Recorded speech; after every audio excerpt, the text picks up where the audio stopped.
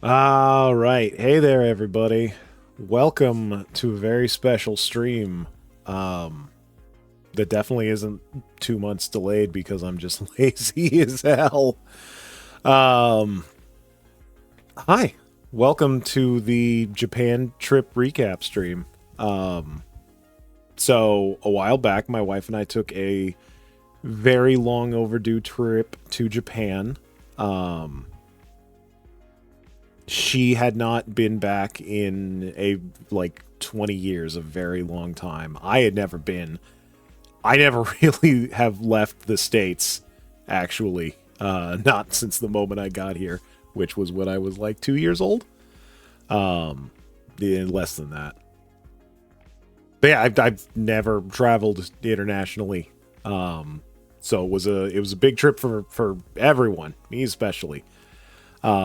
And we had an absolutely wonderful, magical, enchanting time. I took literally 1,000 pictures, and I spent the last amount of time going through those pictures, making sure that I'm not doxing anyone too hard, and now I want to show them to you and recap both for you and for myself. So, um, yeah, I guess we'll start with the plane ride. It was the longest plane ride I can remember ever being on. Um, Maybe I've been on a longer one, but again, I was too young to remember it. And it wasn't that bad, all things considered. I spent couldn't sleep. I usually can't sleep too well on planes. I think I got maybe like an hour or two of sleep. It was it was something like a 12. I think it was just shy of a 12-hour plane ride. Flying back, I got a little bit more sleep. No, I haven't pulled up the slideshow yet. Slideshow's going to start when we actually get to Japan. But yeah, no, thanks for checking though. I appreciate it. I've also got some lo-fi synthwave in the background. Let me know if that's too loud. I really hope not, because I turned it way the hell down because it was distracting me a little. But just something so that it's not completely quiet. But yeah, so the plane ride was, I think, just shy of 12 hours. Um, and I mostly just played on perfect. I mostly just played on my Steam Deck. I also brought like a little Game Boy shmemulator. But it was mostly Steam Deck, a lot of Balatro. I tried playing some other games, but I was also listening to Neon Genesis Evangelion pretty much all the way there. I got through most of the season. The plane had movies, and I didn't watch them on the way there. I did watch them on the way back, and we'll get to that at the end of the presentation. But I mean, overall, the plane ride was perfectly fine. There was I don't think there was any turbulence, and if there was, it wasn't serious enough for me to remember it. Like I said, couldn't really sleep, but that's a me problem. And then yeah, we finally landed in Japan. We got through immigration. That was all fine. And my wife and I were a little scared because we thought that we'd be able to go up to the person looking at passports together since we're married. But they only wanted to do it one at a time. But we were only separated for like 2 minutes, and then we got back together right after. They just like looked at my eye, looked at my face, looked at my passport, asked me how long I'm going to be there, and that was it. So anyway, after that, we went and got our money exchanged. I brought some cash that I had exchanged there at the airport. I talked to a lot of people, and I did a lot of research about whether or not I should change money here in America or wait till Japan.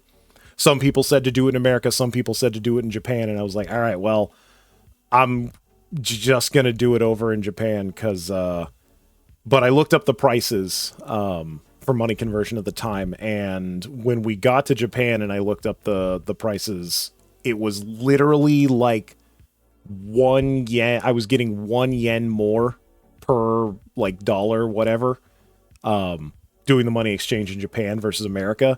incredibly negligible. Just remember, 1 yen is like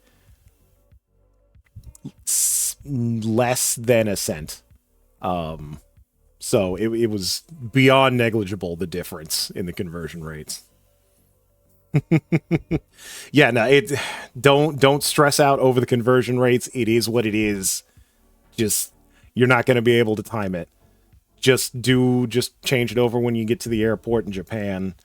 And thankfully, as I learned later, there are Japanese ATMs that take American ATM cards and will give you money, and they'll give you yen, and the price that they charge is not that bad. It was like literally, I think 100 yen. They charge you like 100 yen for 10,000 yen, and I think it caps out at like a 200 yen charge. So literally just a couple of bucks and you can get thousands of yen. But yeah, so we did that, and then we went down to the train station because we were like, hey, we're gonna use the public transit. It's Japan. It's got great public transit. And this is, come on. There we go. So welcome to the slideshow. This is the jankest way I could do it, but it's I tested it and it works. So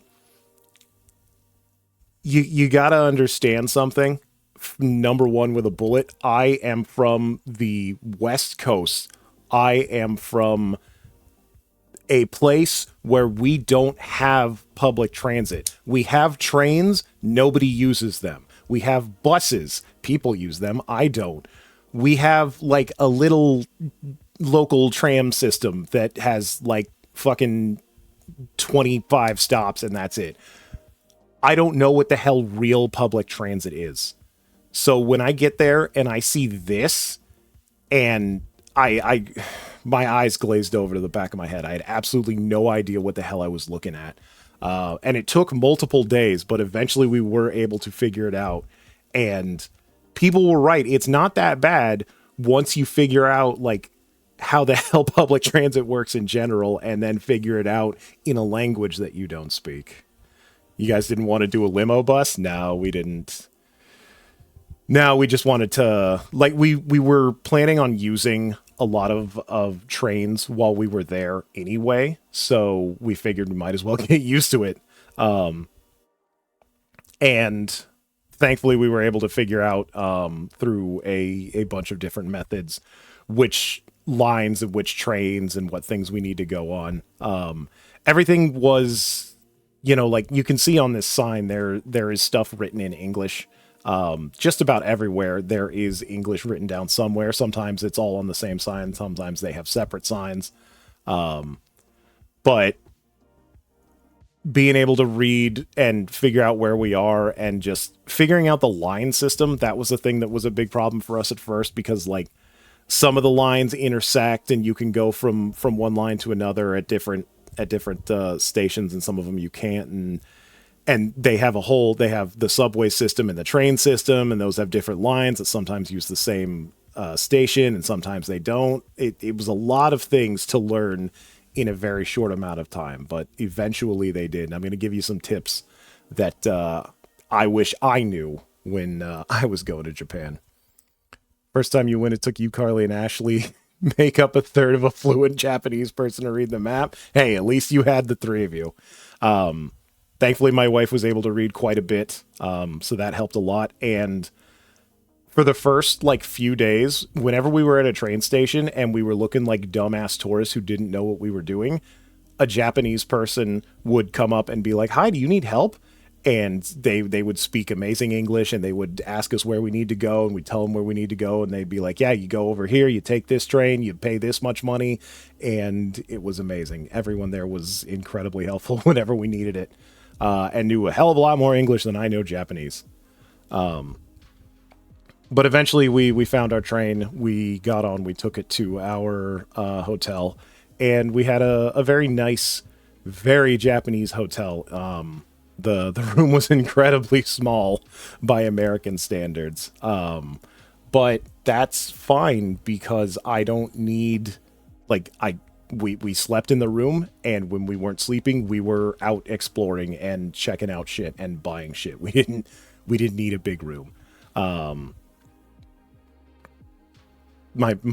my mother would have absolutely hated it, but so that was the first like day. It was like a half a day in Japan, was pretty much just getting to the hotel, buying some kombini food, which was all great. It was way better than anything you'll get at a convenience store, a 7-Eleven here in America. And then trying to get some sleep. And then, you know what? Let me, so that I have a preview of what's coming next. There we go. So here's a view from our hotel. There was a little, I'm not sure, I don't think it's a shrine. I'm not sure if it was a temple. There was a very nice little cultural center over there to the right that we eventually checked out later on. Hey, how you doing, Doc? Nice to see you. But it was a very nice view. It was like in February. It was definitely a little early for tourism, which is part of the reason why we wanted to go, so that we could sort of beat the tourists. And I think it ended up being good. Place wasn't too crowded. Or too many of those damn tourists. But it was also quite cold. Now, remember, I am from Southern California. 60 degrees is basically freezing to my ass. So imagine my chagrin. I don't know if I'm using that word correctly, and I don't care. When I get there... Don't clip that out of context, Doc. Imagine what it's like when I get there and the temperatures are in the 40s. Something in the really early mornings in the 30s. Damn near froze to death a couple of mornings. But we knew it was going to be cold. We prepared. We brought extra jackets and whatnot.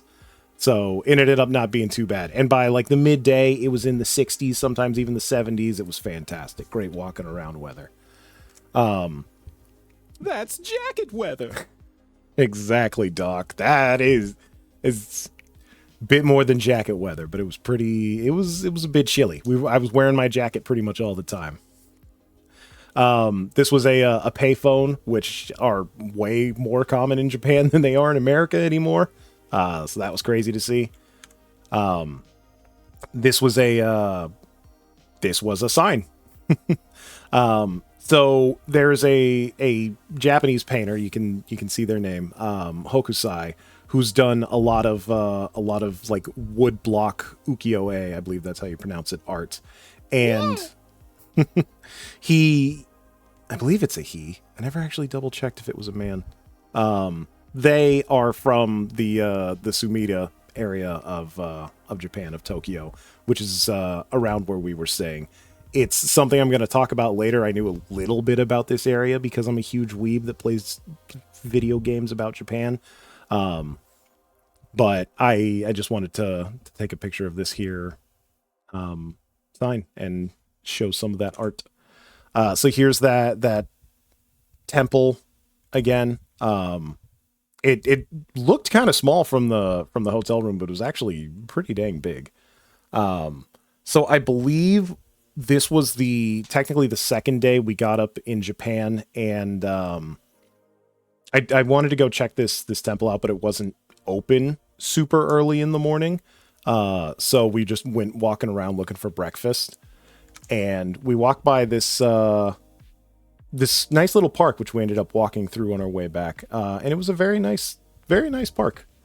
But the other thing we did that morning is we went to a little tiny cafe. It was just this little cafe that I had seen on our way to the hotel the other day. It had closed because it was already like past noon. And it looked really nice. And it had amazing reviews on Google, which is sometimes a trap apparently, but I trusted it. And we went there, and it was this little old Japanese couple that ran the place, and they were super nice. They were like, here, take a seat. Here's the menus. They helped us order. I ended up not getting food this time. I just got a cappuccino. But this was the best cappuccino I had ever had in my entire life. Like I said, I have not been outside of the country much, but I have been around America, and I have tried coffee just about everywhere I've been. Some of it a lot, and this is the best I've ever had. It was incredible. Oh my god, it was so. I'm never gonna be able to get coffee this good, and that might ruin the rest of my life. My wife got some tea. She said it was also fantastic tea, and it was just a really nice atmosphere. It was a very small, quaint little place. Here's another shot of the coffee, and it was fantastic. It was a great little morning coffee. I think we just got some kombini food for breakfast. Did you escort a bunch of foxes onto their wedding, making sure no hazards were in the way? No, thankfully we didn't have to work on this. So here's a map of that little park we passed, the Yoko Amicho Park. Yeah, I hope I'm saying that correctly. So yeah, this was I believe this is the park with that little temple. And so there is, I think that's the same thing. I think the really tall tower is around the other side, but here's the front of it. They got those big gold like lion dragons. They had some really nice flowers off to the side. I don't know. I did get some pictures of those. Here's the front entrance. We're not sure if it was open or not when we got there, so we didn't see anyone going in, and the door didn't like automatically open. So we're like, all right, maybe it's closed, and we just walked away. But they had this really nice flower arrangement set up like little colored pencils. And then nearby they had a free little museum for an earthquake that happened in like the 1920s. I did not know about. It was a massive disaster, one of the biggest earthquakes in Japan, possibly even the world. They have a picture here of that's the actual paper from the Richter scale that was recording it, and the Richter scale fucking broke because of how powerful this earthquake was. You can see it looks like it's going kind of big, and then the spikes way up, and that the earthquake itself was not that big, but it broke the Richter scale and offset it like 4 inches. So yeah, it was 1923 Kanto earthquake. It was like it absolutely massive. There's like just chunks of coins and nails and different things that were just crushed and burned. The earthquake itself definitely caused a lot of damage, but it also started a ton of fires, which I learned was a really big problem in 1920s Japan. A lot of stuff made out of wood, so a lot of stuff burned really easy. It was absolutely devastating. So here's some other things, just bottles that have been completely melted, more metal objects that were just crushed and melted together. Here are some objects that people had, pens, glasses. I'm surprised those glasses are still like in one piece. Here's some, they had a lot of newspaper clippings at the time, written in English, so I imagine these are from American newspapers, especially with New York up there in the corner, but showcasing all of the aid that different different countries were sending to Japan, Italy, America, all sorts of people sending over aid for the massive disaster. Here's some paintings that people did depicting what had happened. Just thousands of people packing up whatever they have left and fleeing their homes because they can't live in a disaster-strewn area. It was heartbreaking. It was horrible to see, but I'm glad that they had that museum. It was very eye-opening to see all of this firsthand media that was made, like drawings that kids did about like, hey, here's what I remember from the great fire and earthquake. And then afterwards we went to another nearby park, and there was a nice little lake. There was so I never got an answer as to what it is. There's a tree over there in the back left that you can see that has like some little ties around it that it looks like it's holding the tree up. I don't know if it's supposed to be like snow protection or what it is. I asked my brother-in-law, but he didn't know, so I guess I'll have to find a Japanese botanist or something.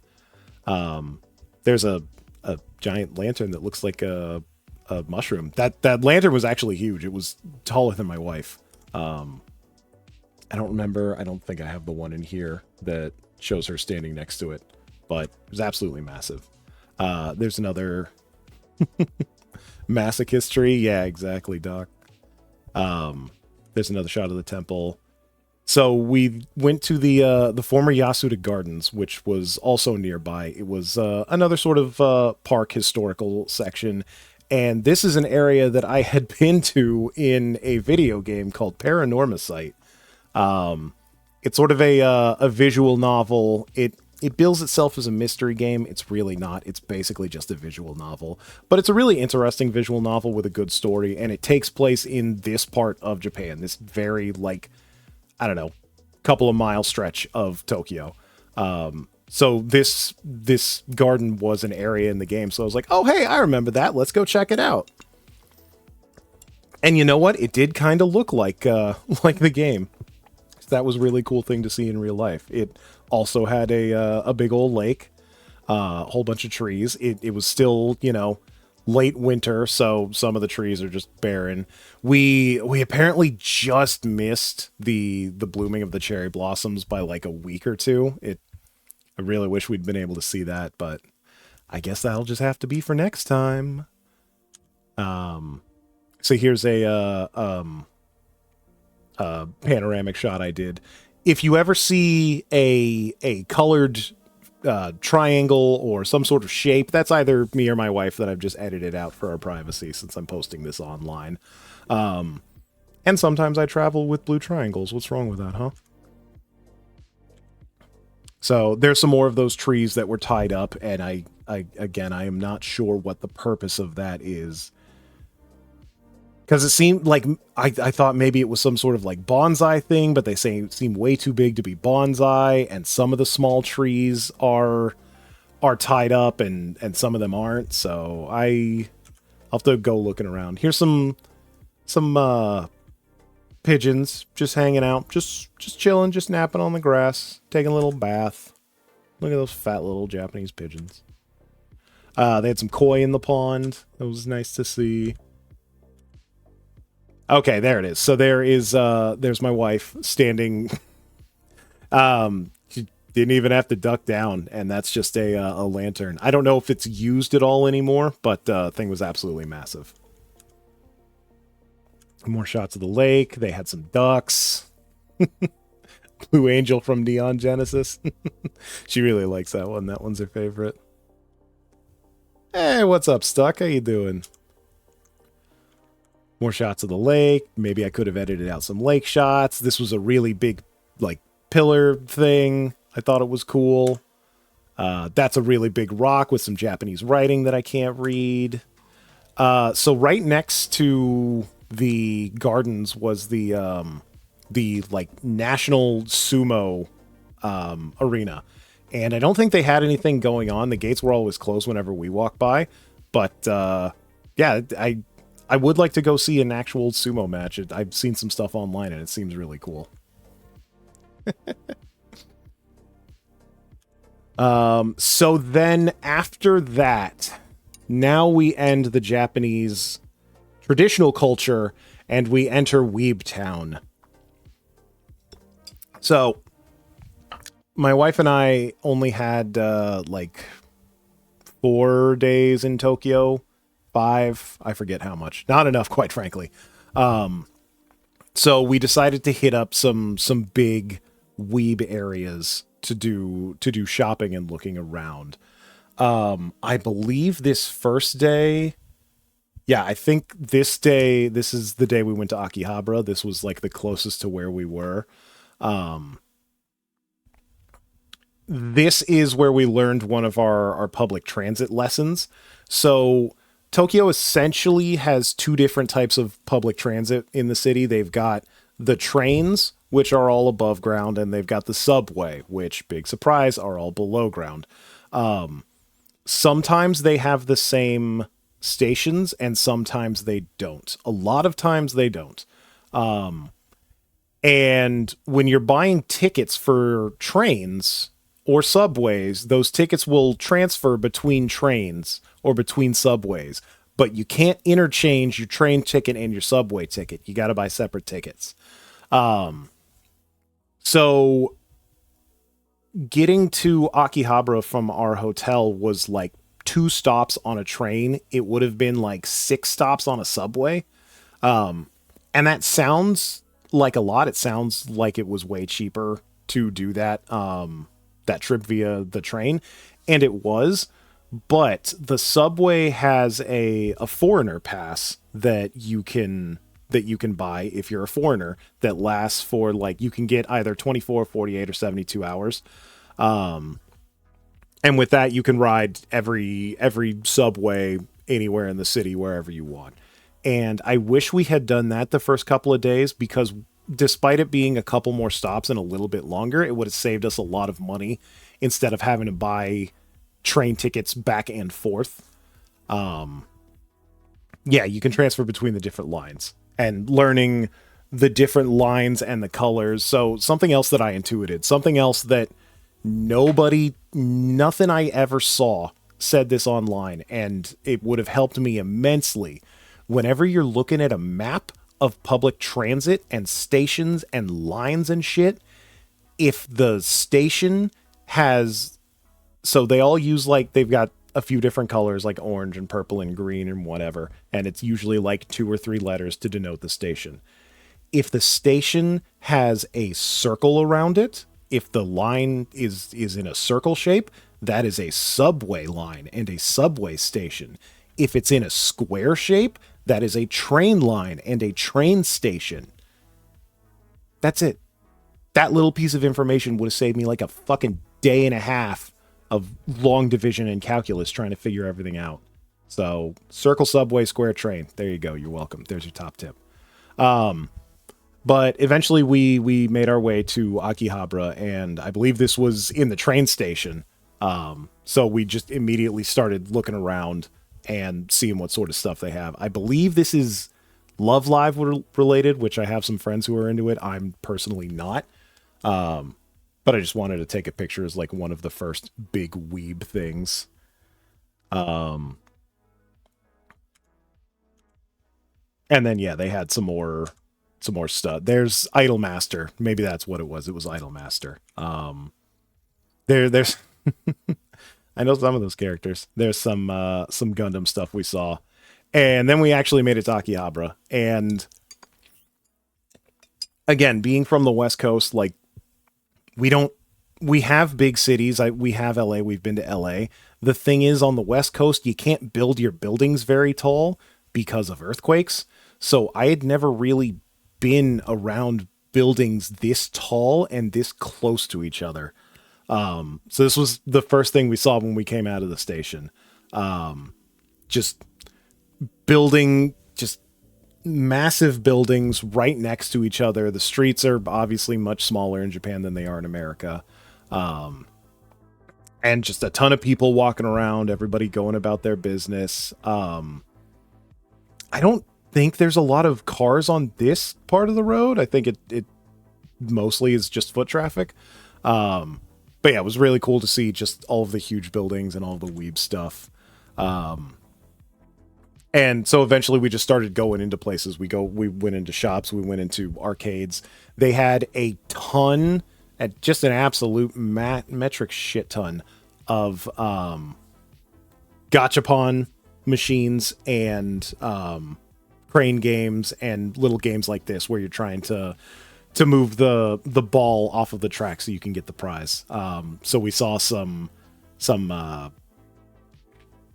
Digital Circus. There was a lot of Digital Circus. There were a lot of things I was kind of surprised to see were so popular in Japan. There was among the literal thousands of gachapon machines, there was a Johnsonville Brat gachapon, which I don't know if Johnsonville brats are particularly popular in Japan, but you know, that got me to spend 300 yen. So I'm very happy with my Johnsonville brat gachapon keychain.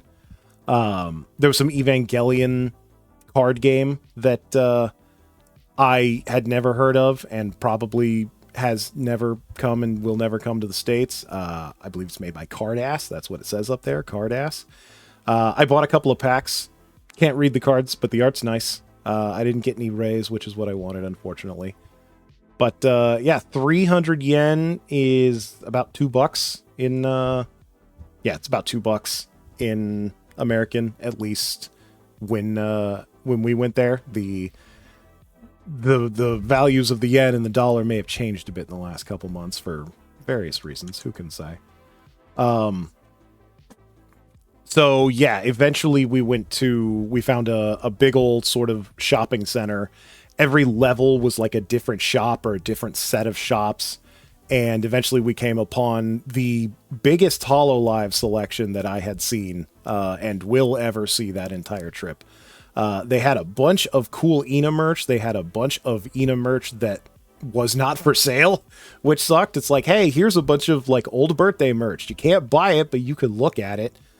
Anime? Yeah, it was. I believe this was the first of many animates that we had been to in Akihabara.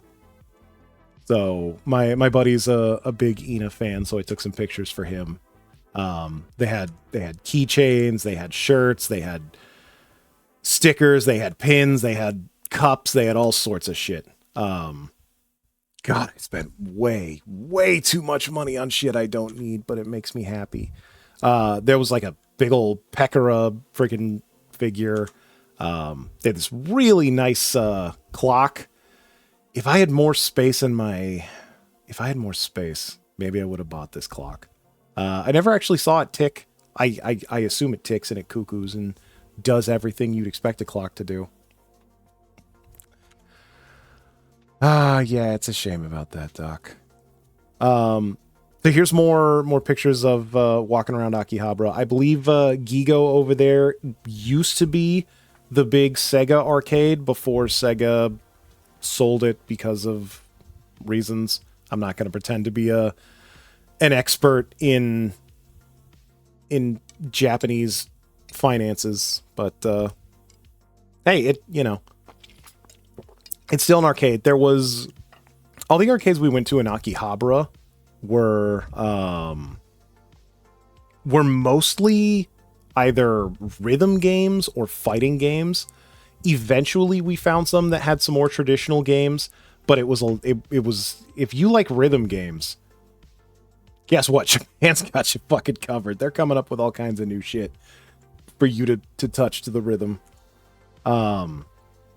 This was, I believe this is no, this isn't Genshin Impact.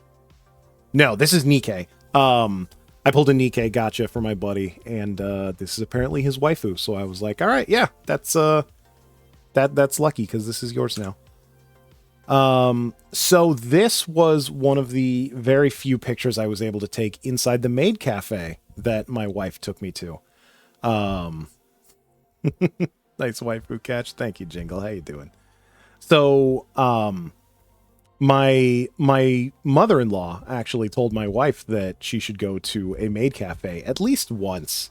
And I convinced her to book us at a maid cafe, so that's what we did. And they do not want you taking pictures in there. You can pay for pictures to be taken, but they don't want you taking pictures of any of the maids. You can take pictures of the food, which I did. We just got drinks. I got like a soda mixed with beer. It was actually pretty tasty. And my wife got a melon soda because she loves melon soda. But it was a really good time. The maids were all very cute and very happy, and they this was sort of like the premier maid cafe, the Denny's of maid cafes, if you will. Where in order to get the maid's attention, you have to look at them and you have to hold your hands up to your head like a little cat ears and go nya nya, and that's the only way that they'll listen to you. So that's what we had to do to get the maid's attention, to get our order, to get the check, to get everything. And eventually they did put on a little show. They had to they did a little like karaoke, but it was just one or two maids. You'd rather starve. Look, Doc, you just got to do it once. Just play into it. So we got to see them put on a little show, and that was really cool. I got a little chem light that I got to wave around while they dimmed the lights, and the girls did some singing, and they were all very good. They had little, like, you can see over at the right, you can basically buy tips. Because tipping isn't really a thing in Japan anywhere, but that's sort of a way for you to tip the girls if you really like the service or if you really like the girl. And yeah, they all did great. They definitely deserved everything that they got. There's a picture of the magical stick, the little chem light that I got. I also got to like get a random prize, and one of them was I could have gotten a picture with one of the girls, and I wish I had just so I could have something to show to you guys, but I just won a pin. So this is the closest you're gonna get, unfortunately. I didn't want to break the rules and take any surreptitious pictures of the maids. That's the little pin that I got. Yeah, the place is called Maid Dreamin'. They had a whole bunch. Here's a picture of the Evangelion cards. So then we went to a place that I had heard about a lot called Moss Burger. It's a very, Japanese burger place. They have, what you would think of as traditional American burgers. They had chicken burgers. They had fish burgers. They had all sorts of stuff. And I forget what I got. I think I got a pretty typical burger. I might have got whatever like special they had at the time. But it was very good. It was a little small. You got to remember, I'm a big American boy. So all the food in Japan was a little small, but maybe I don't need to eat a whole big American amount of food every time. So it was very tasty. I don't know if I'd go back. My sister-in-law says the place is massively overrated and hates it. I don't know if I'd go that far, but it was definitely nice to do at least once. Chicken Jackie. Is that what the kids are doing? Also, how you doing, honey? That's Triangular Kiwi. Hi, say hi, everybody. That's my wife. My wife, Triangular Kiwi, went with me to Japan, and she's in this shot right now. Hi, honey.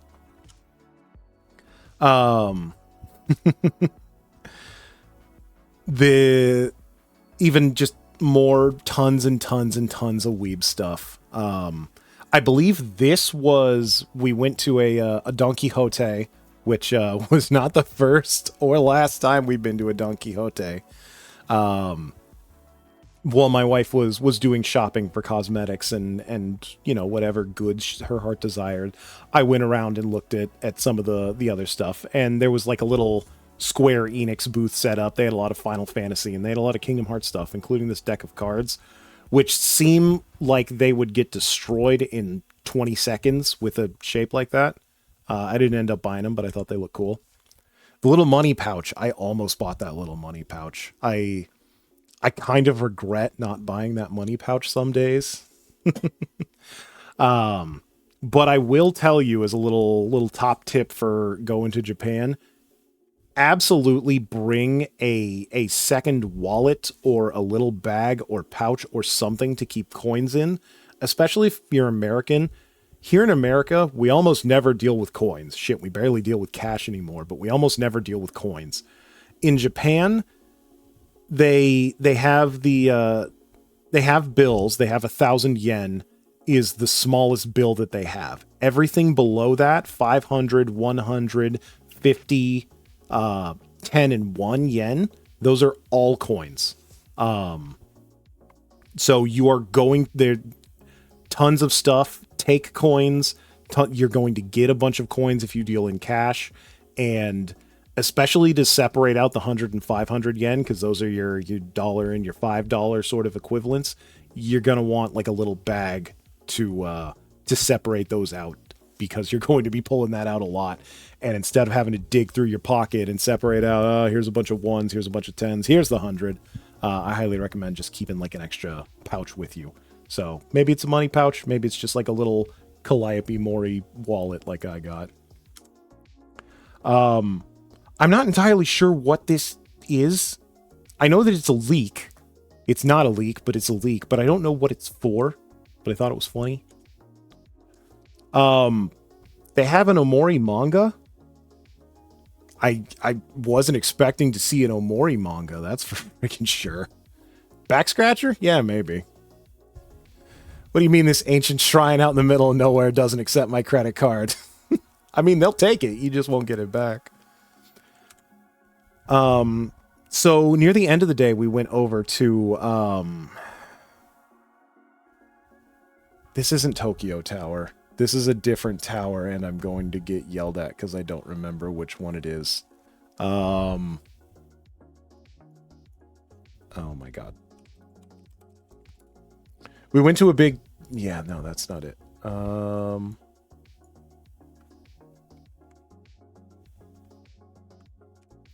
Let's see here. Let's see if I just Google it. Tokyo Skytree, that's it. So we went to Tokyo Skytree, one of the many towers in Tokyo. Thank you, honey, Skytree. And, you know, it's sort of reminiscent of the Space Needle if you've been to Seattle.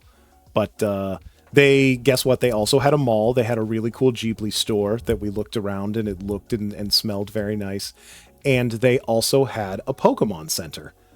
And that was our first of many Pokemon centers that we were going to visit on our trip. And here's another top tip. If you're planning on going to multiple Pokemon centers in Japan, if you see something nice, if you see something cool, if you see something that you like and you want, buy it now. Because when you get to the next Pokemon Center, they may not have it. We learned the hard way that while they do share a lot of the same inventory, they don't all have exactly the same stuff. So if you think you're going to see it later because it's the second day of your trip in Japan, think again and just buy the damn thing. But yeah, they had more Pokemon shit than I've ever seen in America, that's for sure. I think right now the only Pokemon Center is like in New York, which I've never been to. I think they're building one up in the Bay Area, San Francisco area. So maybe I'll go to that one day. That's a long ass drive though. That ain't a day trip. But anyway, yeah, so we went to Tokyo Skytree and we met up with my brother-in-law who lives in Tokyo, and he was super cool. He was super helpful. Speaks fluent Japanese and helped us out a lot. And let me make sure I'm looking at this correctly. Where am I? There we go. So one of the other things that I saw in Japan is Sizzler, baby. A buddy of mine used to go to Sizzler a couple of times here in America, and it closed down. So never in my life did I think I'd see another Sizzler, let alone in Japan. And then so here's a shot from inside the Ghibli store. It said not to touch Totoro. I wasn't sure if you could stand on the little tree stump next to him. I opted not to, but it was a really cool little diorama type thing that they had. Inside the Poke Center, they had everyone's favorite, sea cucumber Pokemon, Pyukumuku. And they had some Snoms. They had all the little round butt-shaped Pokemon in a little bin. And then we went to the Kirby Cafe. Me, my wife, and my brother-in-law. And this was a really kind of stressful. So my wife loves Kirby. You can probably guess by all of the Kirby that she's wearing. And she really wanted to go to the Kirby Cafe. And my brother-in-law helped me out after I asked him. I was like, hey man, can you help us get reservations to the Kirby Cafe for our trip? The website's all in Japanese. It really don't know. And he's like, yeah, sure, I got it. So he did some research, and apparently my wife also knew this. They take reservations for the Kirby Cafe like a month in advance, and the reservations sell out immediately. I learned this firsthand when I was telling my brother-in-law, hey, just get whatever you can for either of these days. And he messages me on the reservation day, and he's like, hey man, I went onto the website and I was there the second it opened up. I clicked on the thing and almost all of the reservations were gone. So he was able to get a reservation for us, but it was like our last tier pick for the day. And he said that he was literally on there 30 seconds and almost everything was gone. But he was only able to get us a reservation for 2. So, being the incredibly smooth talking motherfucker that he is, when he got there, he turned on the charm and he talked to the guy and he was like, "Hey, I got my sister and my brother-in-law. They've never been to Japan. This is their first time. He made reservations, and he also made the reservations under his name instead of my name. Because, he was rushing, trying to get everything done. And the rules for the reservations clearly state you can't transfer your reservations and you need to show your ID. So he was telling him, like, hey, the reservation's for them. Is it okay if they come here, even though it's under my name? It's okay. You don't have to seat me. Just let them go in. And the guy not only let us go in and take the reservation, he also let my brother-in-law come in too. So even though we only had a reservation for 2, he let all 3 of us in. And he was like, yeah, okay, you can sit down, you can only order once, and you got to leave by this time. As long as you do that, all 3 of you can come in. So we all got to come in and take pictures and hold the giant spoon and the fork. And then we all got drinks. We got these adorable little coasters that we kept. I forget the name of my drink, but I remember it being very tasty. Very tasty. I got a cheese pizza with some honey to go on the side. The honey wasn't hot, but it was good. Green greens. That's right. That's right, honey. These were a tasty little treat. They were just called like Kirby's fried balls, I believe. It was just little fried dough balls. They didn't have anything inside them. There wasn't like potato or anything. But they had little like maple syrup dipping sauce, and then the other cup had like little pepper flakes, little cayenne pepper. It was actually very tasty. They were delicious, and of course everything was adorably served. And then for dessert we got a carby, and we all shared a little carby, and carby was made of like a sort of pink strawberry mousse, if you will. And he was adorable and delicious, and we all devoured him. That little car.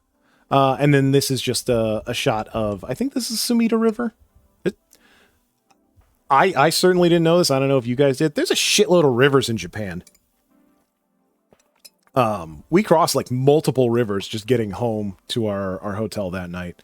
But I thought this was a really beautiful shot, and it was a nice walk, and we walked through Tokyo, and nothing bad happened to anybody, and it was very nice, and the weather was great, and everything was cool. And that's sort of the first and second days of our trip. Uh-oh. Let's move on now to... So, the third day of our trip was dedicated to a very special activity. Disneyland. Specifically, Tokyo Disney Sea. So, Tokyo has 2 Disneylands, essentially. They have Tokyo Disneyland, which is very similar to the Disneyland we have in America, specifically here in California. So much so that my wife and I decided it's not a good idea to go to Tokyo Disneyland when it has so many things that are similar to what we have in America. But they also have Tokyo Disney Sea. And Disney Sea has like 1 or 2 rides that are similar, if that. And otherwise, a bunch of all new rides. Stuff that I've certainly never seen before, and stuff that I don't think exists anywhere else. Hey, have a good night, Doc. Thanks for coming by, buddy. Sleep well.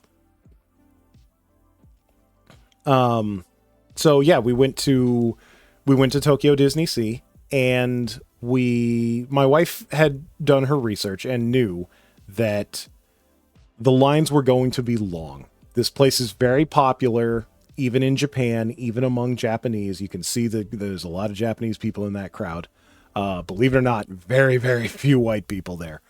And this was just before opening. The line was absolutely massive. It stretched dozens and dozens of lines going up and down. And this is only half. Over on the other side of that bridge, you can see there was another set of lines that looked just like this. It was massive. And despite it being absolutely massive, still went incredibly quickly once they started opening it up. The lines were incredibly efficient.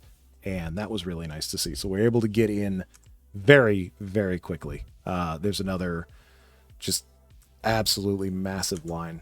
My father has put up with a lot of shit, and he has decided no longer will he stand in lines at Disneyland. If he saw this, he would have got on the train and he would have went the fuck home. Absolutely nothing could have been worth this. I pulled a little Gura. R.I.P. Gura. I'll have that little charm. There's the Calliope Mori wallet that I was talking about earlier. Absolutely fantastic for carrying around my 100 and 500 yen coins. Here's a little courtyard after we got into the gate. They had, it almost looked like Universal Studios. If you've ever been to Universal Studios, they have like a big globe inside a fountain. For a second, I was like, wait, did we go to the wrong place? Exactly, Jingle Rip Shork. So the Tokyo Disney Sea, the overall like theme of it is sort of like a European seaside town. It's right here on the water because it's Japan, so just about everything is right here on the water. But they also have like a really, really big, it's not technically a lake because I think it's still ocean water, but they got a really big lake in the middle. They got some boats around, and they got this nice like villa facade. I think there is a hotel in there that you can stay in. We did not, but so they had stores lined left and right, up and down, and we did a lot of shopping. So this is once you get past that little facade. So they've got a big old lake in the middle that you can't really see past the crowd. And that mountain way back there is Journey to the Center of the Earth ride, which unfortunately we didn't get a chance to go on. The line was absolutely massive. The longest line there by far. And my wife was not too keen on the roller coaster anyway. She's not the biggest fan of roller coasters. So we ended up doing things that the both of us could enjoy. So there's the lake I was talking about. I don't think I ever saw any boats sailing around there. I don't think there's any sort of like steamboat or anything like you've got at Disneyland. But it's a very nice view. And there's just a closer shot of that. There was a little bridge. It basically the whole park was like a giant circle. For all the ways that Japan is smaller, this park was absolutely massive. Square footage wise, maybe bigger than Disneyland. I'd have to double check, but it felt like we walked around forever and ever. So that's the Tower of Terror. You were talking about that, McStuck. We didn't go on the Tower of Terror either. I have been on the Tower of Terror. I've been on both the old one in California and the new one in California that is now Guardians of the Galaxy themed. Yeah, my wife does not like the drop. It just drops your ass, which is scary, but kind of fun. But I didn't go on it, so I don't know how different it is from the way the one in California used to be. Oh, the story's different? That's interesting. I assume it's all in Japanese, and maybe they tweak it for a Japanese audience.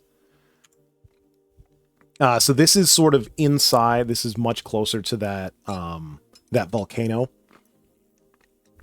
that I was talking about earlier. So this is the journey to the center of the Earth, and you see they've got a 20,000 leagues under the sea Nautilus in there. I don't think you could get on it, which is a shame. That would have been really cool. This was a really interesting, fun area. They had tons of super cool, unique food that you sure as hell ain't gonna find it in American Disneyland, and probably not even over at the Japanese Disneyland, which is like a mile the other direction. So they had like a absolutely giant gyoza that we got. It was, God, it had to be about as big as my forearm. It was, I think it was pork. It was delicious is what it was. They also had some sea salt ice cream, which my wife really wanted to get, and it was still a bit cold. It was still, being on the water and being in winter. It was in the 40s and low 50s most of the day, but eventually we found one ice cream vendor and we were able to get the sea salt ice cream, and it was very tasty. It came in like a little clamshell looking cone type deal. It was tasty.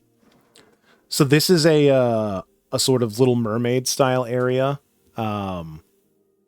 I think there was a ride over there. We didn't ride it, but the area looks super cool, incredibly colorful. I wish we had something like that in America. And this was on the way to Indiana Jones, I believe. I think Indiana Jones was the first ride. So this is they have a sort of like Arabian style area, and they have this Aladdin magic carpet ride, and it looks functionally exactly like the Dumbo ride from Disneyland, if you've ever been on that, but it's just carpets instead. There's a big old boat. So this is Indiana Jones. So if you've ever been to Disneyland, you know that they have Indiana Jones, and I think it's called like Indiana Jones and the Cursed Idol, or it's something not based on an Indiana Jones movie. It's its own thing, despite having, I think, John Rice Davies in it as the guy telling you to buckle up.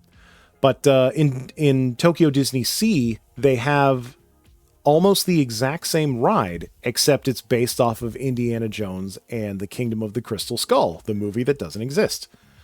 So my wife and I love the Indiana Jones ride. We're okay fans. I like the movies. I'm sure she could care less. But we really like the ride, and we wanted to go on the ride. So we get in line, and guess what? The line's massive. We used the Disney app, and it said that the line was like 2.5 hours. I think it said it was 2 hours. Like, all right, well, we're here. It's going to be lines regardless. We might as well sit in it. So we sit in this line for about an hour. And then after about an hour, the line stops moving. And it stops moving for a long time. And everybody's looking around and kind of like, hey, what's going on? Why isn't this moving? And then we start seeing some people leaving the line. We're like, uh-oh, they're leaving the line. There's a better shot of the temple. It's like, okay, why are people leaving? So we follow those people, and there's some very nice staff members speaking in Japanese, and they're trying to tell us what's going on. So they have like a little phone app translator, and they're like, hey, the ride broke down. If you go over to this person, they can scan your ticket and you can get a fast pass for something else. We're like, man, but that shit happens even in America. So we get our universal fast pass, which was nice. And we decide to go eat some lunch. I think I've got pictures of the lunch that I'll show later, but, we decided to go eat some lunch, and we had a very tasty lunch. And then we're trying to figure out what to use our fast pass on. And we're like, hey, let's go see. It's been like an hour. Let's go back to Indiana Jones and see if they got the ride fixed. And not only do they have the ride fixed, but they're also only letting people on that have the fast pass, because they know a lot of people that got their fast pass probably are going to come back once the ride is fixed. So we were able to get on the ride. The wait was like 10, 15 minutes. And we were able to ride it, and it was fantastic. It was functionally, it is the exact same ride as Indiana Jones is in California. It looks different. There's more Crystal Skull stuff in the waiting room and in the ride itself. It looks much newer because it is much newer. It's not like 60 years old. Oh yeah, and Harrison Ford speaks Japanese. Otherwise, same ride. That was really fun and cool.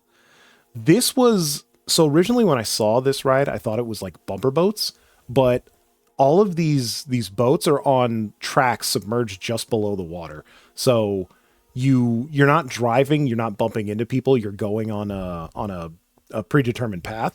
But it's really cool because the boats are driving around like you don't know where you're going, and if you don't look at the track that's under the water, you don't. So it looks like you're going to crash or go into this whirlpool, or you're going off into the rocks into a secret area. And it was a fun little, like, hey, let's just sit back and enjoy the scenery and the water and the air. That was a very nice ride. There's another shot of that. They had there was some food shops over to the right side. Over on the far left side was a Finding Nemo submarine ride, which we have in America. I think it's pretty much the same ride. It might be a little different, but my wife and I didn't feel like getting in line for it since it was one of the few things we have here in California.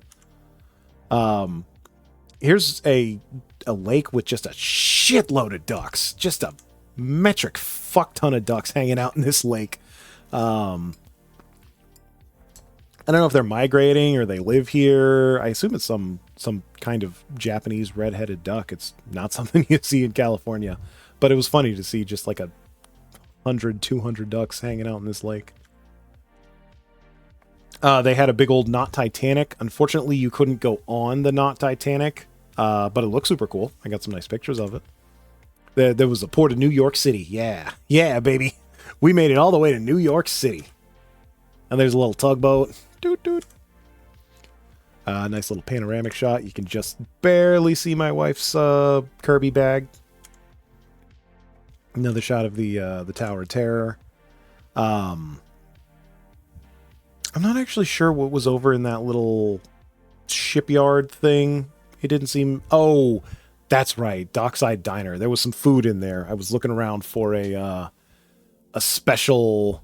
I was looking around for a special churro, and some people told me it was inside that diner.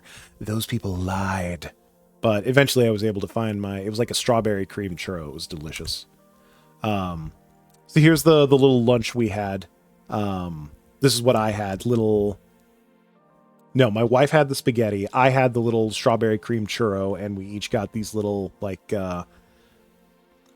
they were like dessert buns. Almost like, what's the word I'm looking for? Mochi. I think they might have been mochi. But each one had a different flavor. There was a vanilla, a chocolate, and a strawberry. And they were very tasty. And I got like a special little drink with soda and some little like explodey balls and just tasty theme park food. And despite it being theme park food, it was actually very, very reasonably priced. Obviously more expensive than you find out in the city, but like compared to American theme park food, tasted great, and it was like a third the price. I don't know why I kept this terrible one. So this was another ride that we went on, and this was a Disney Sea exclusive. I forget the exact name of the ride, but this one is we'll go to that one. So it's Sinbad. You know, the famous Arabian sailor Sinbad. Not the comedian, the sailor, the pirate, possibly. I don't know a whole lot about Sinbad. Anyway, that was all we knew. We didn't know anything about the ride, so we're like, yeah, let's go check it out. It was the shortest line at the park by far. It was maybe 15, 20 minutes. So we're like, okay, let's check this out. So it's a small world, but instead of a bunch of people around the world singing about unity and how great it is to be together and how small the world is, it's just Sinbad going around like fighting pirates and hanging out with giants and fighting monkeys, and it was interesting. It was there was actually some cool animatronics. It was very modern, so the animatronics were not, like nearly 100 years old. And there was some cool shit going on there. But it was a very nice, very chill, just sit in a boat and watch shit happen for a few minutes ride. So eventually I saw that my wife was quite cold, and I had brought a hat and my wife had not. So I was like, hey, honey, you need a hat, and you really like the guy from Big Hero 6, whose name escapes me. Oh my god, what is his name? Why am I blanking?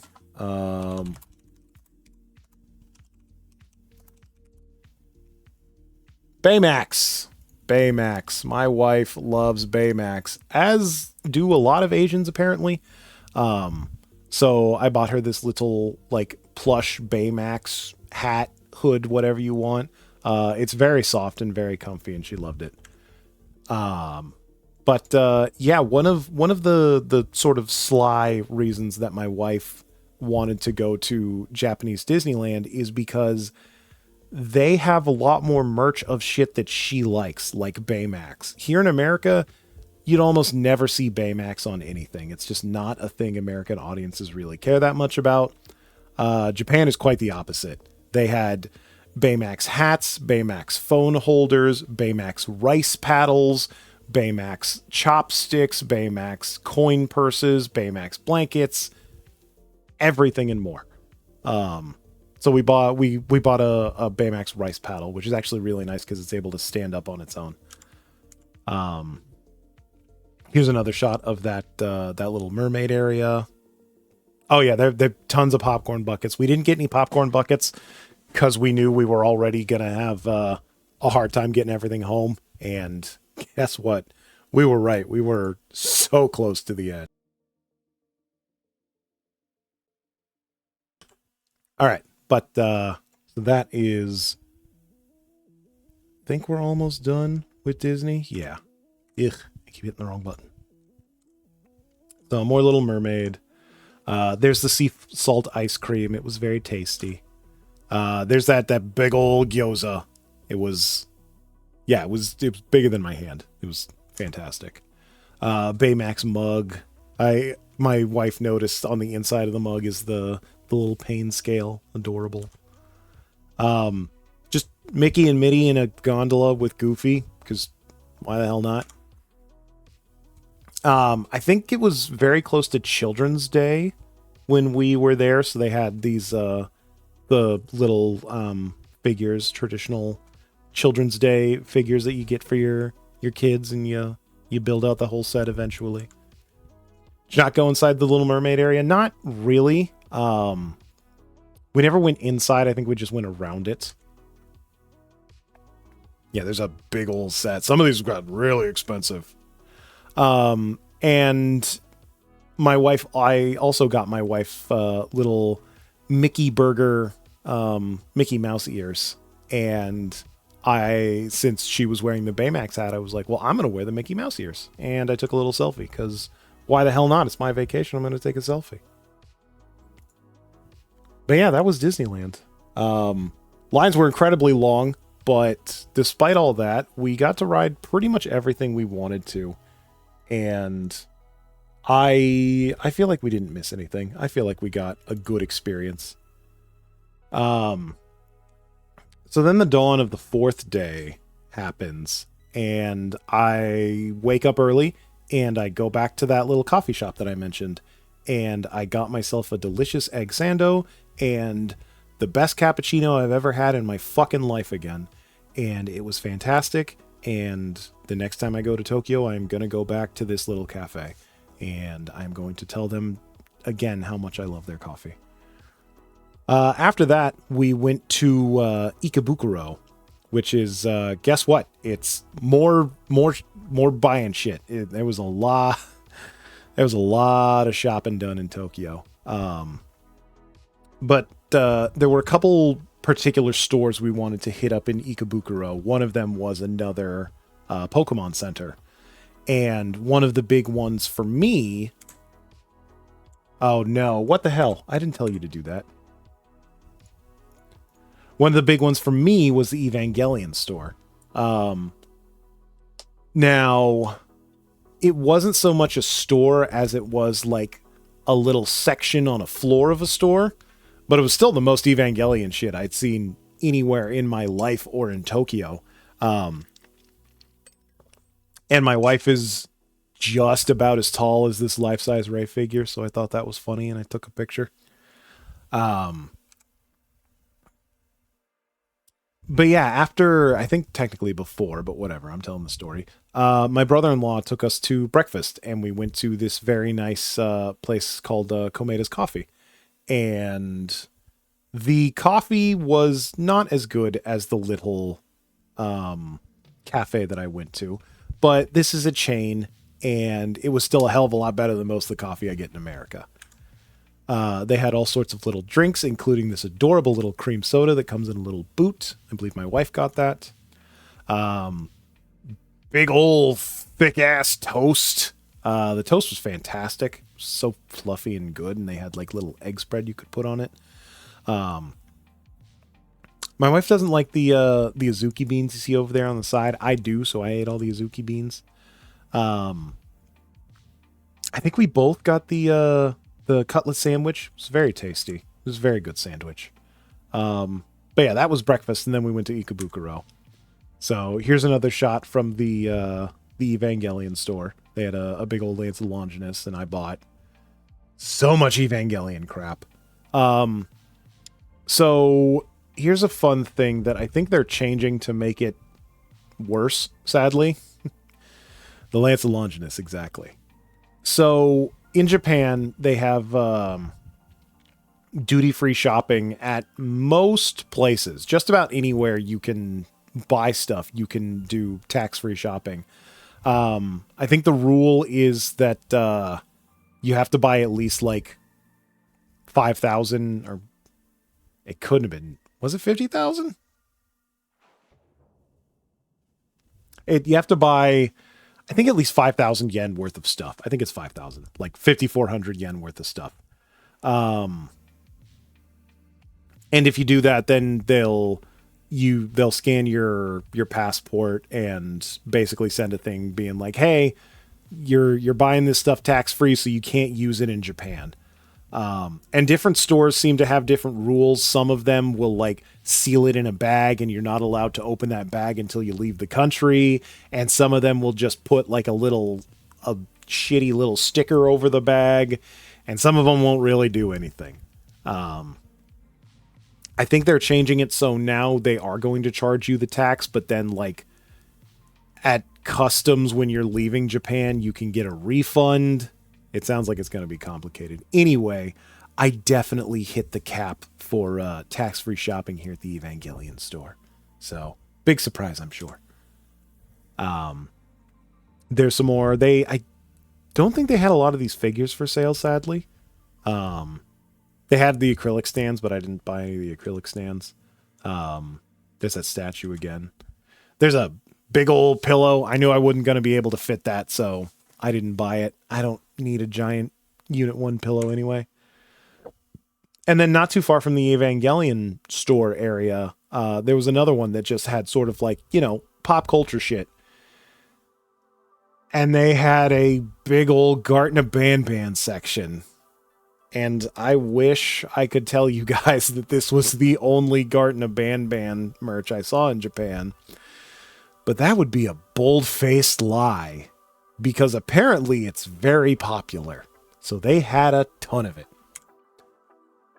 They also had Digital Circus, which my wife and I like. Unfortunately, this stuff is like imported. So it's actually more expensive to buy it here than in America. So we didn't end up buying a lot of Digital Circus stuff. But it was cool to see. They also had a Fallout section. Just like, all sorts of nerdy shit. Video games, TV, you name it.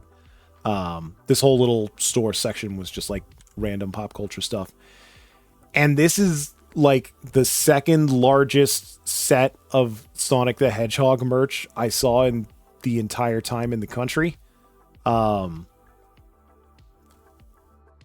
they really don't give a shit about Sonic over there. It is a shame considering all the Mario and Pokemon and even Garten of fucking Banban. There really was fuck all for Sonic merch. So then we made it over to the Pokemon Center, and they had a little trash Pokemon Garbodor trash can, and he is garbage, so you put garbage in him, and I hate him because he is garbage. And they also had really nice little, just different setups of Pokemon. Very nice little statues of all the starters. There's I don't really give a shit about Cottony, but I love Substitute. I love that. I have a Substitute plushie. I love it. They have the motorcycle Miraidon. Yeah, that's the one. I got Koraidon. I got the other one. But so this is the Pokemon Center Mega Tokyo. This is the biggest Pokemon Center in the country, if not the world. So there was some stuff that we didn't buy at the Skytree Pokemon Center because we thought we'd see it over here. Boy, were we fucking wrong. They still had a ton of stuff. They had this wall of stickers with every single Pokemon from the first 151. Tons of plushies, tons of merch, tons of cards, which I know are hard to find in America. I probably should have got some, but I just didn't feel like it. They had game stuff. They had home stuff. They had all sorts of stuff. Did we go to the DX store? There is one other. I don't remember if it's... We didn't get all of the Pokemon centers in Japan, but we got at least 3. But the Mega Tokyo one was the biggest one by far, as they say. This was like a little pullback car of Miraidon. I almost got it, but I ended up not getting that. They had this really nice... I wish I could have got this, really nice figure set. I don't know if they sold it as a set.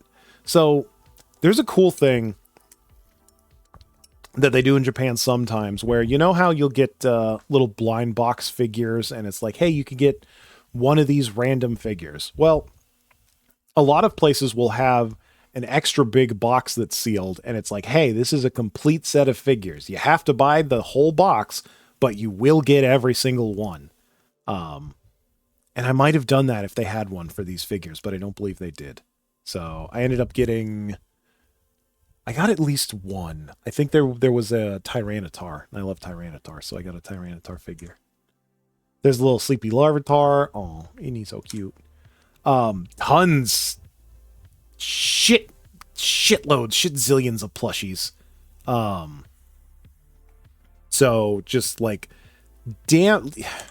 Look, they didn't have every Pokemon, but there's 1,000 goddamn Pokemon, and they had damn near all of them. On the way to checkout, they had this super cool, just little wallpaper of key art of, again, not every Pokemon, but damn near. This was a big ass wall. And then so the Ikebukuro Sunshine City, I believe, is the name of the particular mall that we went to. They had an upstairs section. They had a nice little ceiling area, and this wasn't even the top. You can see that I believe that building has 50 floors, but that was a business building, so we weren't going up there. But this area had a nice little sky garden that we hung out in, and then it also had an aquarium. And my wife, having a degree in marine biology, wanted to go to the aquarium, and I was like, all right, let's go check out the aquarium. And I think this is an Idolmaster crossover, but you're gonna see a lot more stuff like this, trust me. But they had some sea lions. There was a nice guy who was training sea lions and doing a little dance. They were feeding the sea lions in the tank. So I don't know if you can tell, this is some sea otters. I forget exactly what kind of sea otters. But right next to the sea otter tank, they have what I assume is a previous employee's outfit, and they're like, hey, sea otters will fuck you up. Don't underestimate sea otters.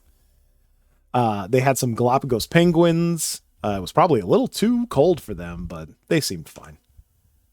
So they had to, since this was on the roof of a building, they had to do the best they could with the space they had. So there was a lot of tanks that were suspended above where you were walking.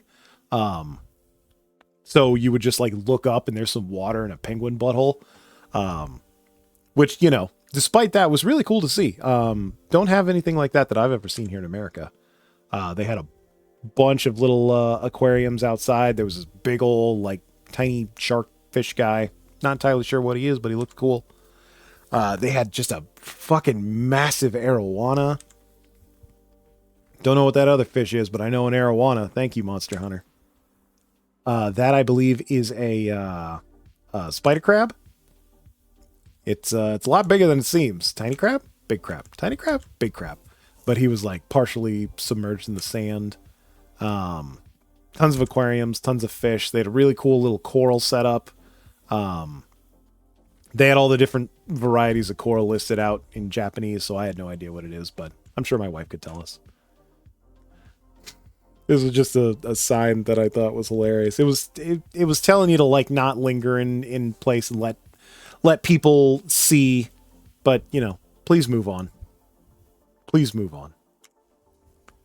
I don't know what the hell that parrotfish is doing in there, but I think you're in the wrong tank, bro. They had some funny little eels. Actually, big fat eels. I don't know if that eel was pregnant or fat or if they just look like that, but like, I've never seen an eel come out of its little eel hole, and you know, doubly so seeing one that fat. That's like a little blobfish that was not hiding very well. They had a mantis shrimp. I think this was like a smaller variety of mantis shrimp, but that was really cool to see in real life. You know, the things that can see like 17,000 colors and can punch like bullets. Look at that little guy. He's trying to hide, but he's not doing a very good job. Oh, I see you. They had some sea dragons. Those are always super cool. Sort of, you know, they're seahorses, but they're trying to look like seaweed. They do a pretty good job of it. I believe these are called pipefish. These are really cool. They sit like that. They just love looking up. And then there's a little seahorse. I believe these are blue tangs. You know, Dory from Finding Nemo. But I believe the actual name is blue tang, or royal tang. Hopefully I'm right. That sucked. My wife will tell me if I'm wrong. Here's some... I'm not sure if these are eels or fish, because they've got what looks like little front fins, but they just hang out in these little plastic tubes. There's that fat eel again. There's some much bigger spider crabs. They had all sorts of cool-ass crabs in there. Oh, I forget what that dumbass-looking fish is, but I love him. There's a close-up on the spider crab. Crab legs. There's some big old isopods. Friggin' big old isopods. You also had some little baby isopods in there. I didn't notice at first. I was so enthralled with the big isopods. My wife's like, yeah, there's a bunch of little babies hiding in the corner. Look at the little sea cockroaches. I forget what this guy is, but I love him. I would die for him. And they had a big old Pacific octopus just hanging out in a ball. So there was a lady who I sure hope worked for the aquarium, just hanging out. I think she was... I don't know if she was cleaning the tank or cleaning the shark. But she was just hanging out and petting the shark, and the shark loved it. The shark kept coming back for more, and everybody was like, man, what a great job. They had some big old stingrays. Fun fact, being stung by a stingray hurts like hell. There she is hugging her little shark friend. It's adorable. And then they had like a whole like room, like hallway of jellyfish. And they're not actually iridescent. I think it's just the light, but they look super cool. There's a little tiny stingray. There's some more pipefish. And they had, I think these are cuttlefish. They're not cuttlefish. They're, you know, I think it's something else. There's the cuttlefish. I was like, I know they have a cuttlefish. He was a little shy, I think. There's another arowana, not as big as the one they had outside. They had some mud skippers in a little like semi-aquatic area. That was cool to see. Never seen a mud skipper before. They had some little hermit crabs. That's not a hermit crab. That's just a crab with a big ass arm. Please don't touch. And they had axolotls. So the axolotl we have here in California is always a pain in the ass to get a picture of. So I'm really, really, really happy with the picture I got of this Japanese, like probably a Mexican axolotl, but it lives in Japan. That's a big fat toad. That's a much smaller. I think that's a tomato frog or something. It's fat and red. Little newt. I think it's a fire belly newt. You can see the red on its belly. And then they had some other lizards. I forget what kind of iguana or lizard this is, but I have a feeling it is aquatic. It might be what Godzilla was based off of. Yeah, what are you looking at? Couldn't tell you what kind of lizard this is, but I'm guessing Firehead is in the name. So this is something that I didn't know about. This is a Weddell seal. My wife loves them. She was very surprised to learn that they have them at this aquarium. They only live in, I think it's called like Weddell Lake or something in Russia. It is a very, very deep lake that used to be part of the ocean, but then over time closed off into a lake. And so it has a very, very unique set of wildlife that live in it. And they are best known for their big, big, big old fucking eyes. Some of the largest eyes you'll see on any seal. And they were very cute. And I got some okay pictures. I wish I'd got some better pictures. But it was very cool to see a unique seal species in the, well, it ain't the wild, but with my own eyes. And then we went to the gift shop, of course, and they had like little garden eel plushes and little isopod plushes and more isopod plushes. And this is dumbass looking axolotl. And a big old otter. This is adorable little mug with the little sea bunny on it. And then we went back to shopping, and we found just a massive. Some of these stores are just like massive banks of gachapons. So I took a picture view for my wife, be like, "Hey, do you want this? Do you need something from this?" And this was a super cool little Kirby one. They did hundreds and hundreds and thousands of gachapons. Everything ranging from Kirby to fucking Johnsonville brats. Literally, you think about it, the Japanese have put it inside a gachapon machine. Adorable little Pokemon foods. More Pokemon. And I don't know the name of this river, but we crossed it, and I thought this was a really nice picture. So this, near the end of the night, my wife had very, very graciously gotten us a reservation at the Monster Hunter Cafe. And this building ran a bunch of different cafes. There's a Dragon Quest cafe on a different level, but they had the food outside that you could take pictures of, and it all looked super good. But yeah, I'm not even sure if this is a theme cafe or if it's just really good looking food, but they had a bunch of food pictures outside. And then we got up into the Monster Hunter Cafe itself, and they had all sorts of little stuff set up. Some of this is the food you can order, some of this is merch, some of it you can buy, some of it you can't. They just had a bunch of cool little visual setups. They also had a Final Fantasy cafe in there. We didn't go to that. I think it's fairly popular. I've only ever played a little bit of Final Fantasy 14. I just couldn't get into it, but that's a me problem. Yeah, there's some Final Fantasy stuff. I think there's just all sorts of stuff that's in the building on that little Christmas tree. Still had some Christmas trees up, despite it being like February. More merch, you could buy all of that stuff. So this was just before Monster Hunter Wild came out, so they don't put out any sort of advertising or merch or anything for the game until it comes out. So all of the stuff was Monster Hunter Rise themed, which I like. I have no problem with Rise. I know some people didn't like it.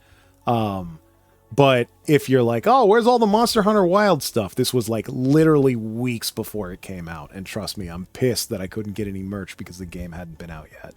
But this was a nice little standee. Here's some more food you could buy, more random stuff you could get. I think those are little beers that you could buy. They got little figures. They got little plushies. They had a poster saying, "Hey, Monster Hunter anniversary, come check it out." They had a full ass life size armor set and weapons around. So the actual cafe itself was fairly large, and you could just get up and walk around and take pictures. So that's exactly what I did.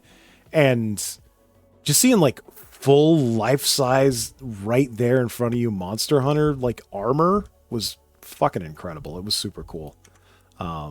Thank you to my wife for making the reservations for this. So they had multiple great swords. They had dual blades, my personal favorite. We got some random coasters that I still have. The thing on the bottom is like fish skin or something. It was a little snack. It was tasty. Big old great sword. That those dual blades are still absolutely massive. Like probably about half as big as the length of my arm, maybe even more. More merch, games, soundtracks, all sorts of stuff. Just cool little merch cabinets showing off stuff. Man, I wish I could have taken stuff off the walls and put it on, but then I'd have got thrown the fuck out. This little idiot from I think it's from Rise. If not, it's from World. Either way, it's stupid and adorable. More armor. This is I couldn't it looks like some sort of just like basic hunter armor, but I love the little green glowing potion on the side. It's all roped off so you can't touch it, and I don't want to break the rules. Big old hammer. I wish I could have picked up that hammer to see just how heavy he is. It's probably hollow and not very heavy, but I wish I could have seen it for myself. And here's just a couple of shots of the actual cafe area. They've got regular tables, and they've got sort of like lounge style tables. They had a sort of meat on a roast, and this was one of the few things that you could touch. You are allowed to spin the meat. Sadly, it doesn't play the song. You have to do that yourself. Even more weapons. They got the Rathalos greatsword over there. Surprised it's not hanging out with the armor set, but more armor sets. I'm very curious how long those took to make and how much they cost. I think that's a bow gun up above them. Absolutely massive Velkhana bow set. So then we got our drinks, and my wife, I believe, got a Rathalos, which she really liked, and I got a Nargacuga, and it was very good. It was alcohol with it was like pine liqueur, which I've never heard of, but it was very tasty. And then we got our dinner. She got I think it was like a mapo tofu with a chicken cutlet, and I just got like a little steak dinner. Also very, very tasty. It was a little expensive because, it was a theme cafe. You're paying for the theme, but it was all very good food. I cleaned my plate, and I was happy to do so. And then we got a second set of drinks. Now, I forget what my wife got over on the right. It was something tasty. Over on the left, I got a Kizu drink because I like Kizu. I think he's an adorable, stupid little ball sack, and I love him. So I was like, oh, I'll get the Kizu drink. The Kizu drink was like milk and salt and marshmallows, and that's kind of it. It was not good. I didn't think salty milk would be a good drink, but I wanted to believe that the person who made this knew what they were doing. I don't think they did.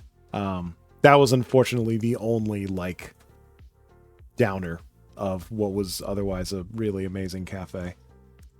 This is our little dessert based on the Kirin, whose name I forget.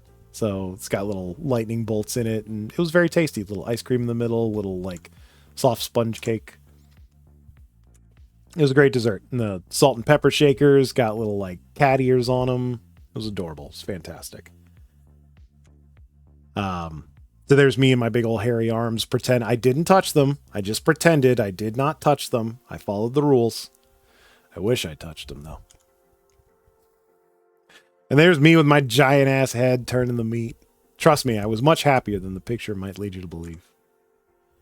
There's all of the randomized coasters you could get, so they sort of incentivize you to come back multiple times so you can get more randomized coasters. I think the special was the salmon carpaccio. I didn't get it, but it certainly looked good. And they had just like little plushies. I don't know if you could buy them or if they were just for show, but they were adorable. And that was our second to last day in Tokyo. The next day was our last full day in Tokyo. And this one we decided to go to Shibuya. Because, you know, we're both weebs. We've seen Shibuya. We've played Persona, you know, the thing that invented Shibuya. And there was also more shit to buy. And guess what? There's another Pokemon Center in Shibuya. So on the way there, this was a banana vending machine that I saw. And I thought it was funny because it's a vending machine with only bananas. And there was more Gachapon. So most of the time, Gachapon machines are like 300 to 500 yen. But sometimes they have the premium Gachapon machines. So you can see some of them are 1,000 yen. Or if you're fucking crazy and you want a Shinji figure, 1,500 yen. I didn't buy any of these Gachapons. Maybe I should have, but yeah, I didn't feel like it. When we were in Shibuya, we saw some people riding these little friggin' Mario Karts. Not actual Mario Kart, because I think they used to do that and then got super sued. But it looks super cool. And then this is a couple of pictures that I could get of the Shibuya Scramble Crossing. Absolutely fucking massive, like 5-lane crosswalk if you've never seen it. I tried to get some pictures from the Starbucks up above, but there's a sign being like, hey, if you're going to take pictures, buy something. And I was like, no.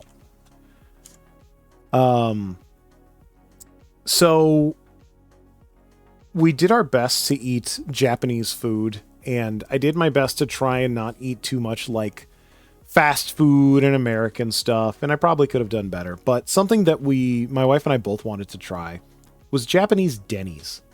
If you've ever been to a Denny's, you might expect there to be like pancakes or meatloaf or sandwiches or fried chicken or whatever. Japanese Denny's doesn't really give a shit about your American palate. It's pretty much just Japanese food, which was perfectly fine by me. They do have pancakes, but they're more of a dessert thing. They don't really have like breakfast pancakes like we do in America. But they had a very nice omu rice, which was my first time having omu rice, which is just like egg over rice and ketchup. Yeah, exactly. Stuck. JP Denny's might as well be a completely different restaurant. But it was very tasty.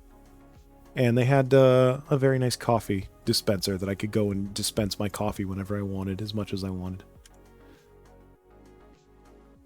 So, in addition to the Pokemon Center, they also have a Nintendo store in Shibuya. So we went to the Nintendo store and they had, guess what, a bunch of Nintendo shit, including a frying pan, which I'm not sure you're supposed to cook with, but maybe you can.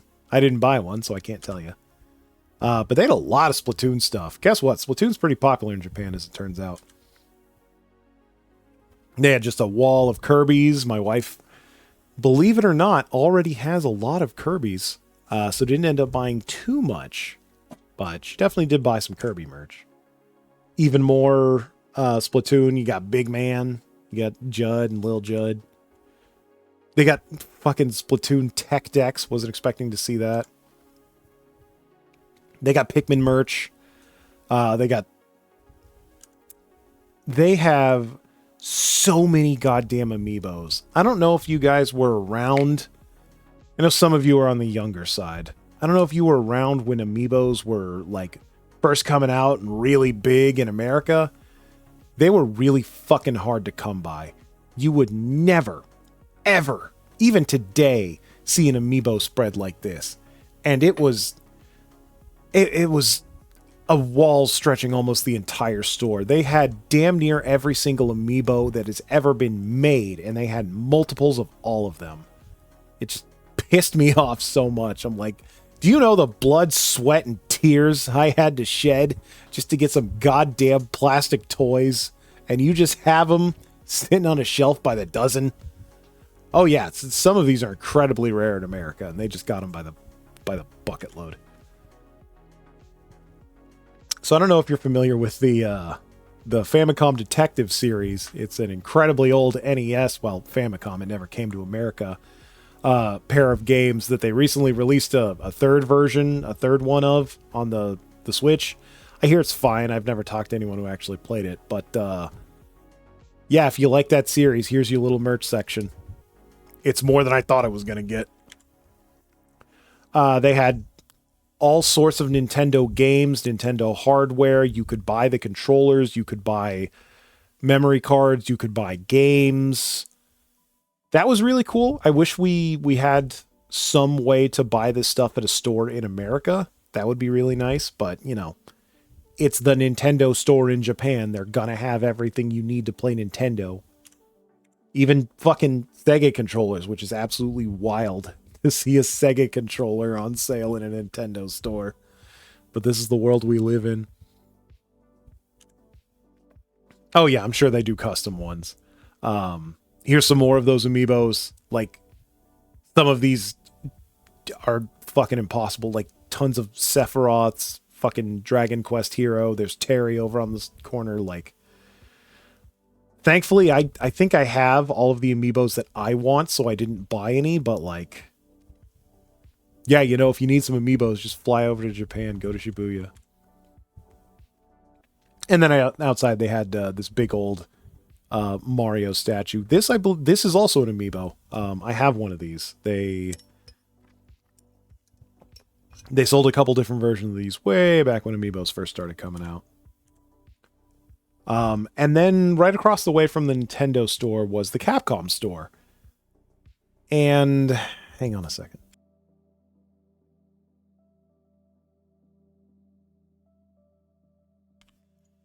Okay, sorry. So I am a man who has been around for a while. I know what merch costs, and I know that certain companies charge more because they know they can get away with it. And you and I both know, especially now with the Switch 2, that Nintendo is a company that will charge whatever the fuck they want because they can get away with it. And yet, despite that, no store, save one, but it was a luxury store anyway, not a single store in my entire trip to Japan, I feel, had more fucking unreasonably, unfucking justified, jacked up prices as the Capcom store. Everything in this store was absolutely overpriced, and I should not have bought as much goddamn shit as I did. Because it really wasn't worth it. But I did, because I'm a fucking sucker. These nice little wood badges look nice, but they were overpriced, so I didn't buy them. These Amaterasu slippers looked really nice, but they were overpriced, so I didn't buy them. I don't know who this little hedgehog is, but he was overpriced. I almost bought the Lady Dimitrescu sign, but I didn't. I'll give you two guesses why. Phoenix Wright. You're not going to see Phoenix Wright merch fucking ever in the United States of America. But you sure as hell will see it in Japan. I may have bought a Lady Dimitrescu Tsum Tsum. Have a good night, McStuck. Thanks for coming by, buddy. Sleep well.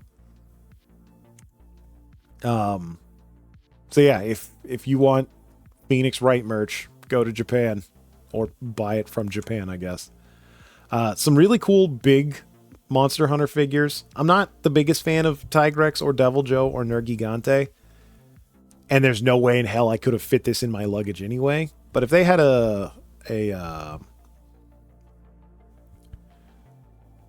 if they had a fucking Kizu or a couple of others. I may have had to seriously think about it. A Nargacuga would have made me really think about it.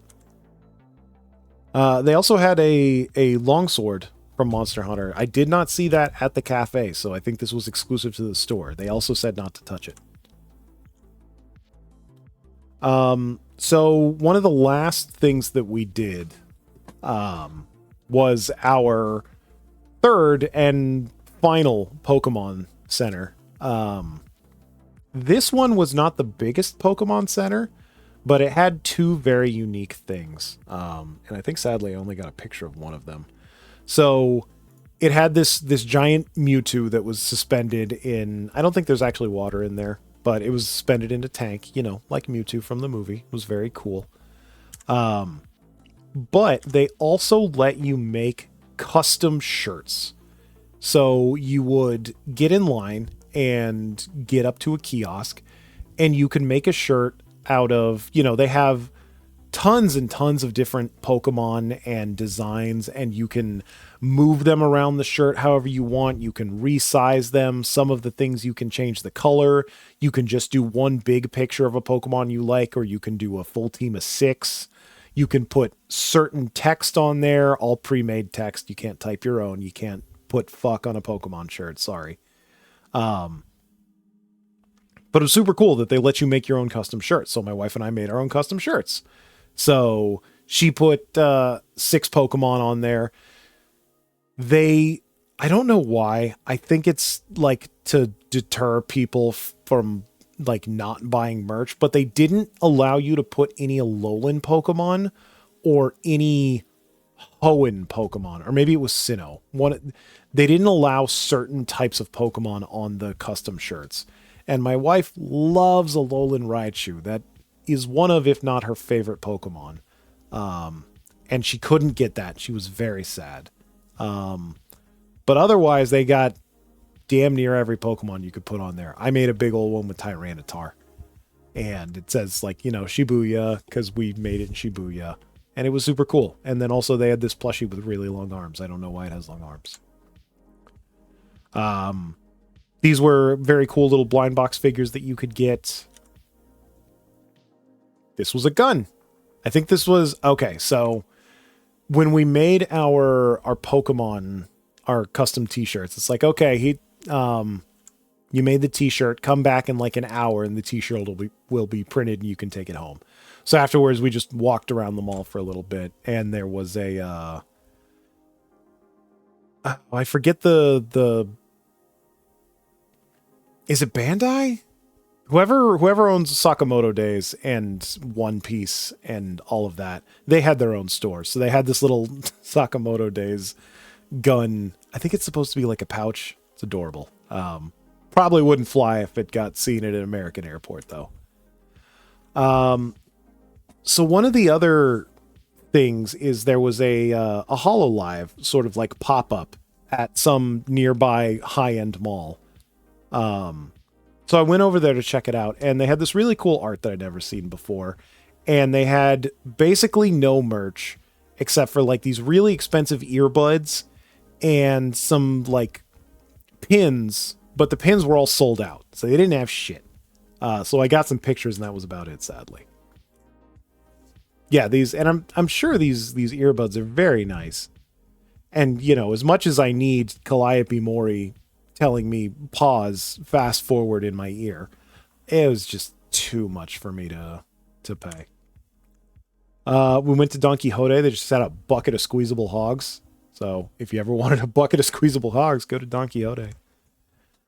Kit Kats. Japan fucking loves Kit Kats. So they had Kit Kats by the bucketful. This was a fairly mundane variety of Kit Kats. If that's not your thing, they got Kit Kat cereal. They got Oreo O's cereal, which I haven't seen in America in like 25 years. Chocolate Lucky Charms, which I don't think I've ever seen. Crazy shit.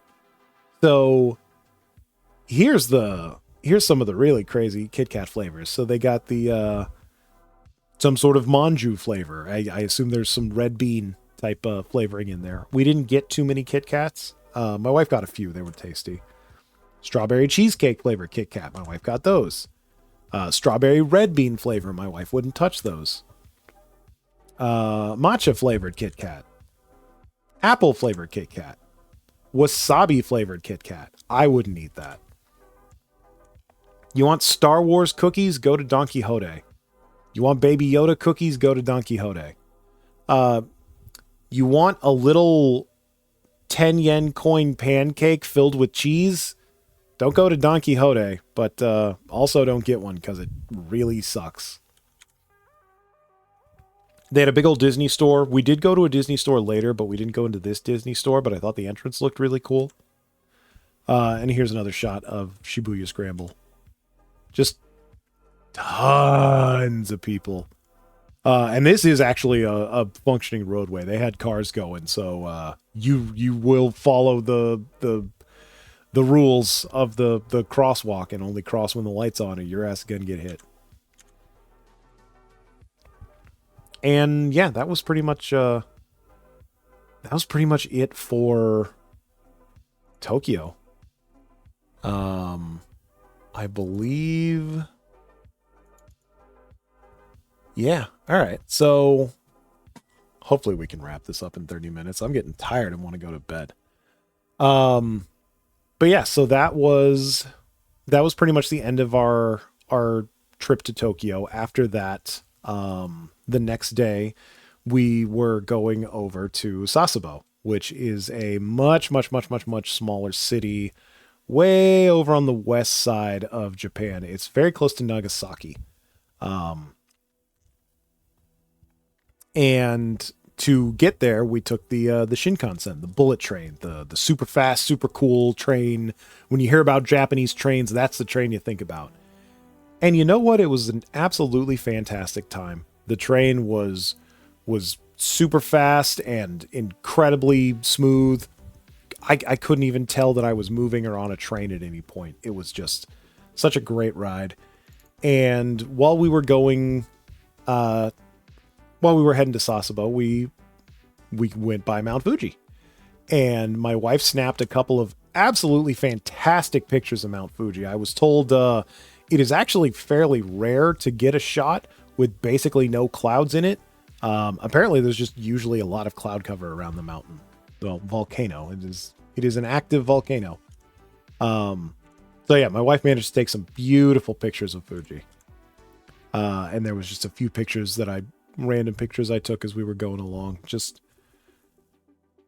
it's so interesting seeing like Japanese countryside. It's not exactly countryside, but just like little cities in Japan and stuff, because the architecture is just so different from American architecture, which is pretty much all I've ever seen. Everything's a lot smaller and a lot closer together than I'm used to. And it feels different, but it's, people have been doing it for hundreds, if not thousands of years. It's worked out for the most part. We got little bentos to eat on the train. Apparently they used to, my father-in-law told me that they used to serve food on the Shinkansen, but after COVID, they don't do that anymore, which is a shame. So we had to buy some bentos beforehand, but they were very tasty. That was mine. I got fried chicken. My wife got I think that's pork cutlet. Might be chicken, but I think it's pork. They had just a little Kiki train poster. That was adorable. And then this is the station in Sasebo. It was nice. It was a lot more hilly out there than Tokyo. Let me tell you, we went up and down quite a few hills in Sasebo. They had Skull. Oh my god, I fucking love Skull. Chat, let me tell you, if you like Sprite and milk, you will love Skull. Trust me. We had a hotel not too far from the train station. Because my mother-in-law's house is not terribly large, so she didn't want to trouble us and everyone with staying in there, so we just got a hotel nearby. There's the station. It was literally across the street from the station. This is just a Japanese grocery store. here in America, even if you go to the Japanese grocery stores in America, you're not going to see a spread like this. That was absolutely fantastic and incredibly reasonably priced. I just thought that was a cool pick to take. It's this long sort of hallway of buildings. I think this was the day after we got there, technically. We went and had breakfast with my wife and her family. It was a very nice, more traditional place. Yes, I know fried chicken is not the traditional breakfast in America or Japan, but that's what I wanted. And then we went over to my my in-laws' place, and they have a bunch of cats. So these are some of the cats that they take care of. That's I believe that's Haku. That is one of the indoor cats. They have outdoor cats and indoor cats. So Haku is apparently very old, but she's a very good kitty. And this was a place that we'll see later on, so I won't get too much into it. But it's a very nice little garden of someone's home.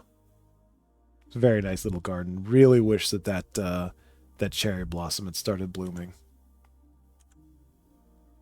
And there's me hanging out with Haku. I love her little fucking chin. She looks like Popeye whenever she scrunches up her face like that. She's a good kitty. And I believe is that Gigi? Yeah. So the black cat is Gigi, named after the one from the Ghibli movie that I literally just said. Just pretend that I didn't forget what I said like 10 seconds ago. Kiki's delivery service. So Haku and Gigi get along much better than my cats. God, I wish my cats got along like them. They would just snuggle and sleep together. There's the cats again. A lot of cats. So the next day, my mother-in-law really wanted us to get some pictures taken in traditional Japanese clothing. So I think she just like found a lady on basically like Craigslist or whatever. And we went over to her house, and she was very nice, and she showed us all the stuff. And then the next day we went over and we got some pictures taken. So I got to wear some traditional Japanese clothing, got my little hakama and my robe and everything. And we took a whole bunch of pictures. I don't have all those pictures here. And as you can see, I've got my face blurred out in them. But it was super cool and very authentic, and it was a really good time. They definitely gassed me up, telling me how handsome I was and how good my pictures are. But I think they came out really good. I'm really happy with them. There's me and my wife.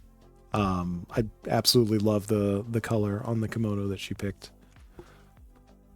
When we were outside, I don't believe this. I don't believe the people that own the house own this cat. It's just some random cat that came up and started sniffing us. So we took that as a sign of good luck, because my wife and I love cats. There she is. I have a version of this picture with my wife's face as my phone background. I really, really like this picture. I think the way the light hits that umbrella is absolutely fantastic. And there's me with my katana, my little Kabuto helmet. It's weeb as shit, but I love it. Whatever, I married into it. I'm allowed. And then afterwards, we went to lunch, and my mother-in-law took us out to Sasebo Burger, which is one of the foods that Sasebo is known for. It's a hamburger, but it's got egg on it. And yes, I know that's not particularly unique or gourmet, but fuck, I love burger with egg on it. And they also do bacon. I think sometimes if you're really lucky, they'll give you like pork belly, but we just got bacon. Still delicious. We had another Sasebo burger later on, and it was not as good as this one. And then over by the train station down by our hotel, there was this little like shopping arcade that my wife used to go to when she was little. So we went down there, and it was nostalgic and it was a little sad. The place had very clearly seen better days. It's, you know, it's no secret that the Japanese population is getting older and is not replacing itself as quickly as it probably should. And places like this that are more remote and more out of the way, a lot of the young people are leaving and going to big cities like Tokyo and Kyoto. So there's even less young people. And when there's so few people, be they young or old, you really don't need a mall. So there was a lot of closed shops. There was a lot of empty shops. There was a lot of shops that look like they had not been properly repaired in some time. So that was a bit sad to see, but it was still a nice walk. It was a good day out. Yeah, here's just sort of a kind of depressing picture from the arcade.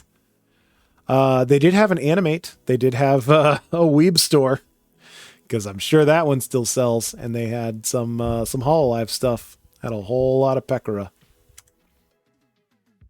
And they had these little, I don't even know what they're supposed to be, but they're adorable. They even had a little Gachapon store. Just a little store with a fucking 50 to 100 Gachapon machines. And this part of Japan is actually well known for having a large Christian society. So they had a big old church there. It's a very nice looking church. We didn't go inside, but took a nice picture of the outside. So that night, I really wanted something authentic and Japanese. I didn't want to go to a kombini. So we just looked around for a nearby place that sold ramen. And there was a very nice looking ramen shop not too far from our hotel. Went in there, sat down. Guy helped us out, gave us a menu, took our orders. Barely spoke any English. I barely spoke any Japanese. And he was able to give me some of the best damn ramen I ever had. It is not the best ramen I've ever had, but it was also only like 700 yen. So like $5. For that price, best damn ramen I've ever had in my fucking life. And it was a really nice night. This kung fu action movie, Mickey Mouse. And then, yeah, that's just a little picture from the bay. There was another sort of shopping center nearby. I think, so I took a lot of pictures in Tokyo. I sort of slowed down. And there's also a lot of family pictures that we took in Sasebo. So you're going to be seeing less pictures overall. Believe it or not, we're getting pretty close to the end.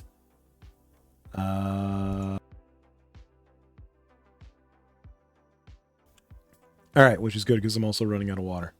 So the next day, mother-in-law decided to take us around Sasebo and show us some of the sights. And this was a little park. I forget where it was. I'm sorry, I can't tell you that. But it was a very nice park overlooking the ocean. And they had this big old plaque written in Japanese that I can't read, but it also had a song emblazoned on it, which is not something I've seen outside of The Legend of Zelda Ocarina of Time. And I thought that was super cool that they got like just this little song commemorating a person or this place that, you know, if you can read music and have an instrument, you could just play it. So I drew over some idiot that was taking a picture. I wonder who that is. But this is the view. There was we'd climb up some steps, and then there was an additional tower to get you a nice view of Sasebo. But it was very nice. It was a fantastic, like the weather, the entire time we were there, the weather was absolutely sublime. I don't think I could ask for better weather. And apparently like a couple days after we left, it started snowing in Tokyo. So as magical as that would have been, it would have absolutely fucking sucked to be in. So I'm very happy with the weather. Yeah, just a bunch of like little islands strewn about everywhere. Nary a cloud in the sky. That one looks like a little submarine. See, it's got like the little submarine part poking out of the water. Thought that was cool. And here's like a little map of all of the nearby areas that you can see. This is the park that we went to at Tenkaiho. I assume that is the name of the park. The most beautiful bay. There was a little flower garden, but it was not in bloom. They were still working on it, so there's no pictures because there was really nothing to see at the time. I'm sure by now it's absolutely beautiful. So there was another park just up the road that we went to, and there's my wife and my mother-in-law hanging out near the big Kujukushima sign. I have a less edited version for personal. And then after that, we went to Hot Pot, which was fantastic, and they had these little Kerfus robots with the little cat ears, and they bring you your meats, so you don't have to get your meat from a human. And it was very tasty hot pot and very adorable robots. And then we went to a little shrine, which is I was really excited to see. I know it seems like I'm just a weeb going around buying anime shit, but I did want to see more like traditional Japanese culture. And next time I'm definitely going to go to more shrines and more temples and try to do more actual cultural stuff. But I was really happy that my mother-in-law was able to take us to this little shrine. So we got some torii gates, which you're absolutely not supposed to climb on or touch. So don't fucking do that. There's the steps up to the shrine. There wasn't anyone there at the time, but you could still ring the bells. And they had little information. Most of it was written in Japanese, sadly, but they got signs. They got trees with little ropes and talismans like you see in all of your Japanese anime. Tons and tons of those little paper tags. Don't know what any of that says, but it was a very peaceful, very serene area. It was actually really nice to just walk around in this area that, despite being so close to the city, was very quiet and peaceful. It was nice. I don't know. It almost felt like there was a little bubble around it. And there were definitely little offering boxes. There's one right there where you make an offering. Now, I've never been a particularly superstitious or religious person, but I will tell you that every single offering box I saw, I put some money in, and I prayed to whatever God would listen that I would get a job by the time we got back to America. And I'm not saying that what I did caused anything, but I did get a job as soon as we got back to America. So just think about that. A lot of these shrines had little fox figurines in them. It was adorable and really cute. Yep, little foxes and offering boxes. And you can bet I put at least 100 yen in every single one of them. And there's the stairs up to the shrine. It was very small. It was only there wasn't a whole lot to it. There was a little path up to the left side for some more like shrines and offering boxes, but it was a small area overall. And there was a little wild bobcat who said hi, and it was very skittish, so it ran away. But I got a picture. I didn't go. We walked past. I'm pretty sure this is a graveyard of some kind that was just like right next to somebody's house. I don't know if that was a family graveyard or what have you. I didn't want to just go up and go start hanging out in somebody's graveyard and taking pictures, but I snapped one as we walked by. It looked very nice. It seems like it's well loved. Oh yeah, the hot pot had a little gachapon. I got a little Kerfus gachapon. So then one of the things we did that day, after going to the shrine, is we went to Book Off. If you have not been, Book Off is sort of like a secondhand store. You can buy used items. You can sell things that you have. And this was apparently the Book Off Super Bazaar. So it was huge book off, and it was absolutely massive. Bigger than any of the ones I've been to in America, and I've been to a couple in America. But they had just so many aisles and different types of things. They had just a shitload of VTuber merch like you're seeing here. They had tons of clothing, tons of handbags, video games, both old and new, manga, regular books, adult books, wink wink, electronics, televisions, fucking Pokemon cards. None of these things had magic cards, which pissed me off. I was looking for magic cards. But just so much stuff. So, and pretty much all of it is secondhand. It's all stuff that people bought or like gachapon and then sold. Which was really funny to see like gachapon prizes in here. Because it's like, yeah, if you don't pull what you want, you could sell it, get a couple bucks back. But that was super fun to see. There was a little green woman. She had very recently graduated when this was taken. And it was very hard to find merch of her. But I got some stuff. And I didn't buy this Minion fidget spinner. Part of me regrets not buying it, but also I don't need a Minion fidget spinner, so maybe that's for the best. All right, so the next day, this one's going to be very short because it was mostly visiting family. We did, however, go for, I think this was breakfast. Another very, very traditional Japanese restaurant. This is one where you actually sat on the floor. And my mother-in-law got us a booth, and we met up with some of Heather's aunts, and it was a very nice time. I got a little sashimi spread, and my mother-in-law was surprised. She was like, "Oh, I didn't know you ate raw fish." And I'm like, "Yeah, I got no problem with raw fish. Come on, I ain't one of those people that's gonna come all the way to Japan and not eat raw fish." It was very good sashimi, and I really like the little tempura on the side. Yeah, it was a great breakfast. And then here's that same. There was a shopping center. They had all sorts. They had a full ass. They had an actual like Barnes and Noble. Just gonna block this guy real quick. They had a absolutely massive Barnes and Noble with tons of regular books and manga that we looked at. But they also had some weeb stores. They had some anime stuff. And also just like 100 yen stores. There's actually a bunch of 100 yen stores that we went to.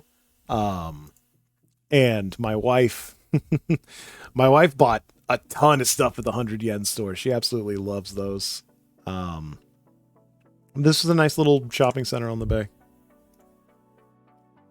And this is just a little apartment building that I saw as we were visiting that I thought looked pretty cool. So I don't know if you've ever seen the memes of these little blue hamsters like making noises like I just know them as memes. I didn't know they were an actual thing, but they're real and you can buy merch of them. Here's more Digital Circus. Here's more. I don't know if I've shown. Yeah, there's little Among Us in the corner. I don't know if I've shown Poppy Playtime stuff. Also, a lot of Poppy Playtime in Japan. It's popular around the frickin' world. There's Among Us. Rainbow Six Siege, Dead by Daylight, and Among Us, the holy trifecta. Oh yeah, this was a Nintendo game. It was like Part-Time UFO. Yeah, it's an adorable little plushie. Minions, they love Minions in Japan too. There was a lot of Minion merch. Not quite as much as there was Five Nights at Freddy's, but there was a lot. Surprisingly hard to find Yu-Gi-Oh merch, but we managed to find a little bit of it. And yeah, that was pretty much it for that day. So moving, okay. Oh yeah, this is going to be a long one. Okay, so one of the last things that we did in Sasebo, they have their own amusement park. It's called Hashtenbosch. It's not spelled at all like you would think it was based on how it's said. And that's because it's Dutch. One of the things about Sasebo in particular is it was where one of the first Western people came to Japan, and it was some Dutch sailors. And I assume that has something to do with this Dutch-named, Dutch-themed amusement park, Hastenbosch. So it's their local amusement park. My wife had been there many, many years ago when she was young. So we figured, hey, let's go check it out. I've never been, so let's check it out. So this is the train station that we arrived at. It's right on the water. It's very nice. It was a good scene. This, I believe, is a hotel that you could stay at the theme park if you so wish. Absolutely massive looking hotel. I couldn't tell you how many rooms, but looks super cool, and it's huge. I think this was just as we were walking in or right after we walked in. So yeah, this is it is all Dutch themed. I assume the houses off to the left are Dutch architecture. The windmills definitely are. And they've got a shitload of tulips. One of the other things that they've got, which I don't know if this is a Dutch thing or a Japan thing or just we need something unique. They have this teddy bear museum. And let me tell you, ladies and gentlemen, boys and girls, they got a fuckload of teddy bears. They got pictures of teddy bears. They got big old teddy bear dolls. They got the teddy bear himself, Teddy Roosevelt, sparing the young bear's life, thus inventing the teddy bear. They got white women making teddy bears. They got animatronic moving and talking teddy bears. They got dissected teddy bears. They got Save the Children, Ted. Come on, Ted, save the fucking children. They got Teddy Bear June. They got Winnie the Pooh teddy bears. They got this derpy ass looking teddy bear with a little violin. I don't know what's behind those eyes, but it's not forgiveness. It's not understanding. It's not peace. I don't know what it is, but I know what it's not, and it's not good. They got some very old, very weird looking teddy bears. They got little teddy bears that do flips. They got a whole ass room full of teddy bears, and this ain't even the only one. This is the other side of the room. They got Big Fat Cat and the mustard pie. It's unmicrowavable. I don't know what Big Fat Cat and the mustard pie is. I couldn't read the book.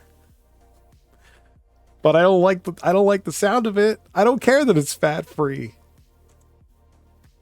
They got Grandfather Roosevelt teddy bear. They got the Teddy Bear Wright brothers. They got the fucking teddy bear historical Philadelphians. Oh, they got Flintstone ass teddy bears. They got a teddy bear family with a teddy bear cat that looks kind of horrific. They've got Teddy Bear America. They've got Teddy Bear Japan. They've got the teddy bear children and teddy bear dads. They got Teddy Bear fucking Tom Sawyer and Huckleberry Finn. They got Teddy Bear Wah. They got Grandma Teddy Bear. They got Canterbury Bear. They got Family Life in What? They got German Bavarian fucking Spike Hat Bear. They got San Diego, Amsterdam, Nagasaki Bear. Okuizome. Very cute. More teddy bears and more teddy bears and Teddy fucking Roosevelt. Oh God. I just deleted all the ones with my face, but I just couldn't. I had to show this fucking president, the Odor Roosevelt. Ah, that teddy bear museum was something else. They got more Teddy fucking Roosevelt merch than you ever thought existed, I promise. They have a whole ass fucking teddy bear circus. Complete with a big ass teddy bear that's taller than my wife. They got little tigers. They got teddy bears on teddy bear elephants. They got a teddy bear Ferris wheel. They got a teddy bear wedding. They got Russian teddy bears. They got more Japanese teddy bears. Look at how Japanese they are. They got little polar bears with teeny tiny faces. They got more Japanese teddy bears. They got Halloween teddy bears. They got Christmas teddy bears. They got gay teddy bears. They got wedding teddy bears again. They got a lot of goddamn teddy bears. It was a big ass museum, let me tell you. There was some interesting shit in there, including Theodore Roosevelt. After the teddy bears, which was one of the first things that you see when you go there, they had a shitload of tulips. Tulips everywhere. Very Dutch. Very beautiful. I'm glad they probably grow them and bloom them year round, but it looked very nice.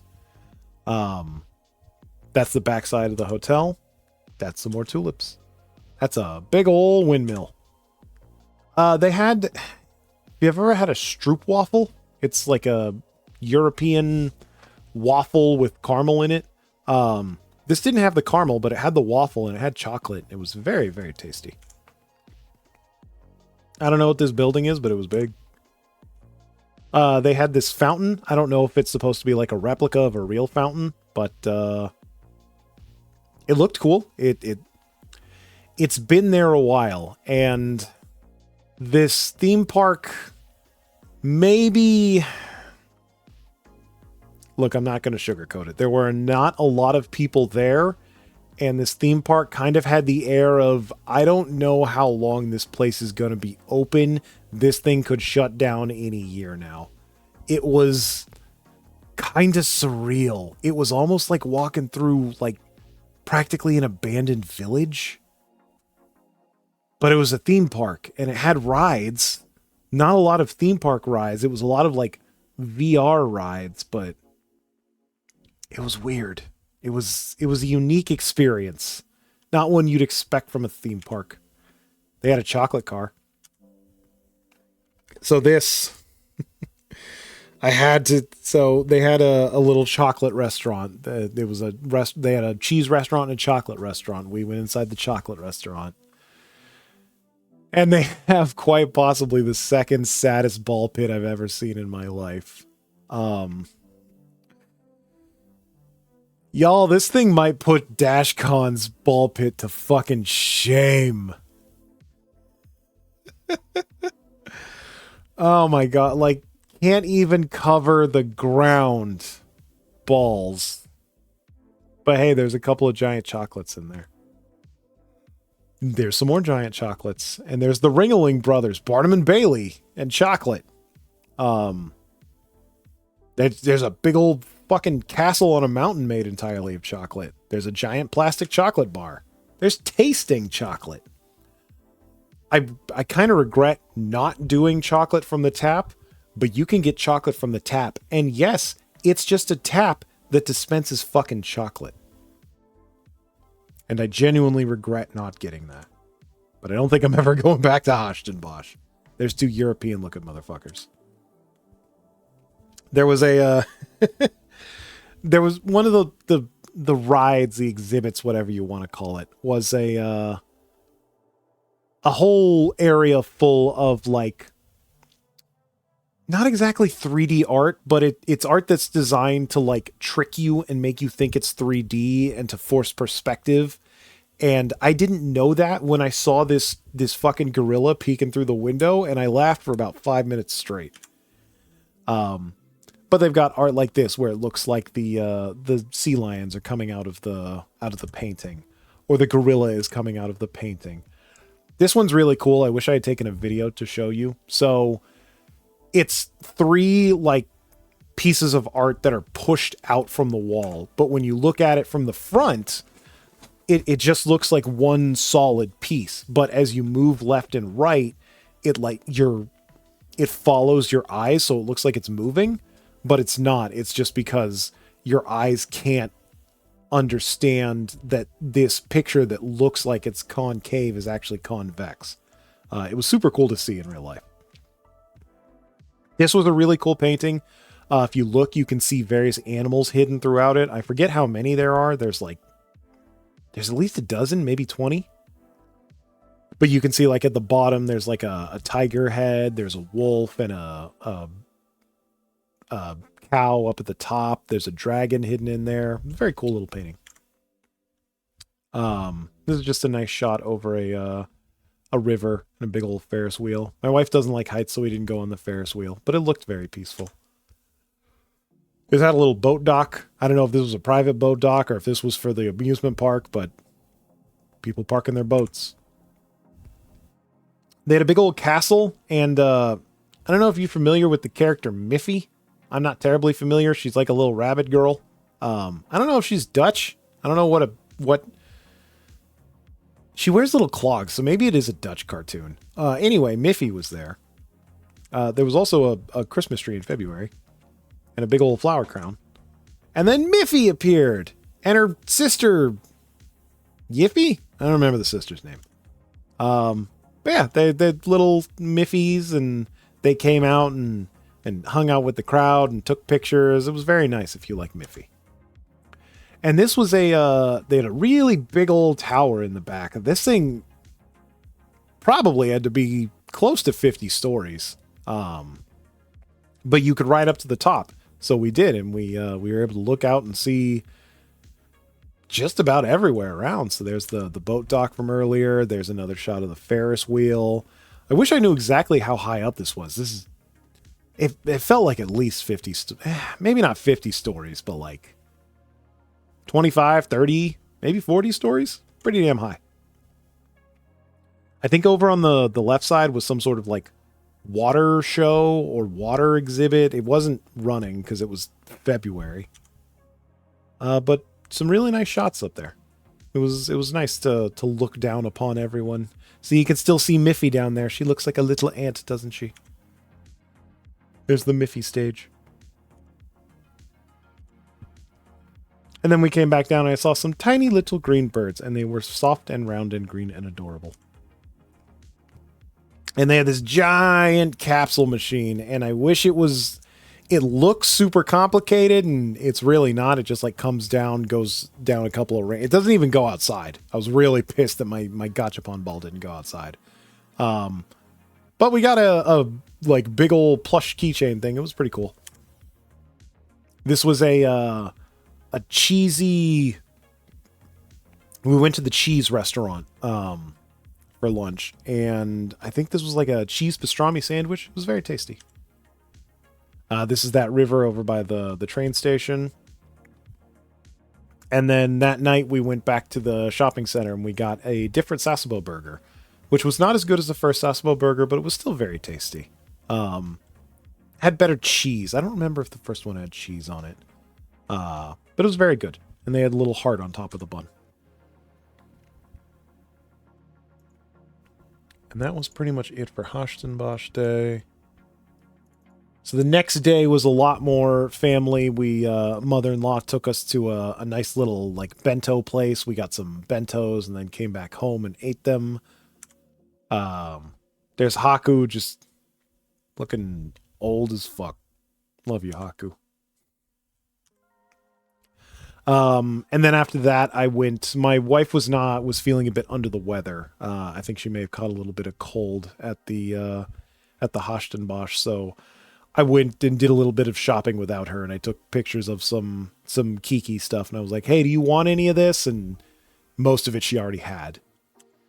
But I took some pictures of merch just in case she wanted any. And then at the little shopping mall, they had like an arcade up on the roof, and they had a bunch of like games and little prize machines and all sorts of stuff. I was really surprised. They also had so they had these Kirby like little bentos, and if you can see over on the right side, there's a little Kirby like soap dispenser, and my wife had bought one of those in Tokyo earlier. And there's no way in hell I was going to win it out of this claw machine, but it's funny that I could have. So I didn't expect to see a Toys R Us, let alone a Toys R Us in Japan, let alone a Toys R Us in Japan selling digital circus merch, let alone a Toys R Us in Japan selling digital circus merch that's on clearance. But there was a Toys R Us in Japan selling digital circus merch that was on clearance. They also had the Pokemon toys and, you know, all kinds of toys that you'd expect children in Japan to want. It was exactly what it should have been, but it was just crazy to see. So I don't know if you guys know this, but claw machines are bullshit. Doesn't matter what fucking country you live in. Whether it's America, Japan, Chile, doesn't matter. They're all bullshit.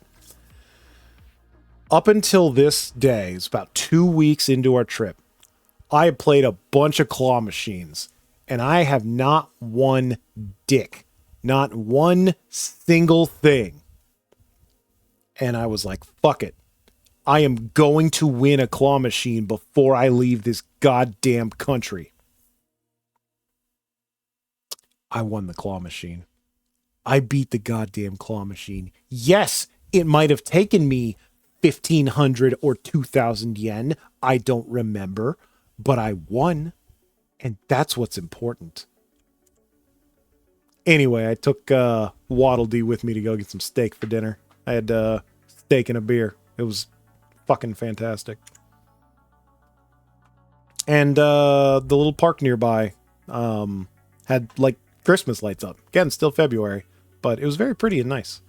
And it was nice. It was dark and there was some Christmas lights and it was calm and it wasn't too busy.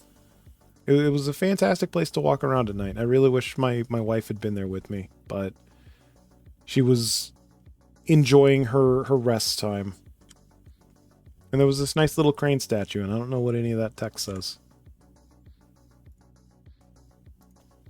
All right, so we are on to the last set of pictures. So again, sorry for not having taken as many pictures.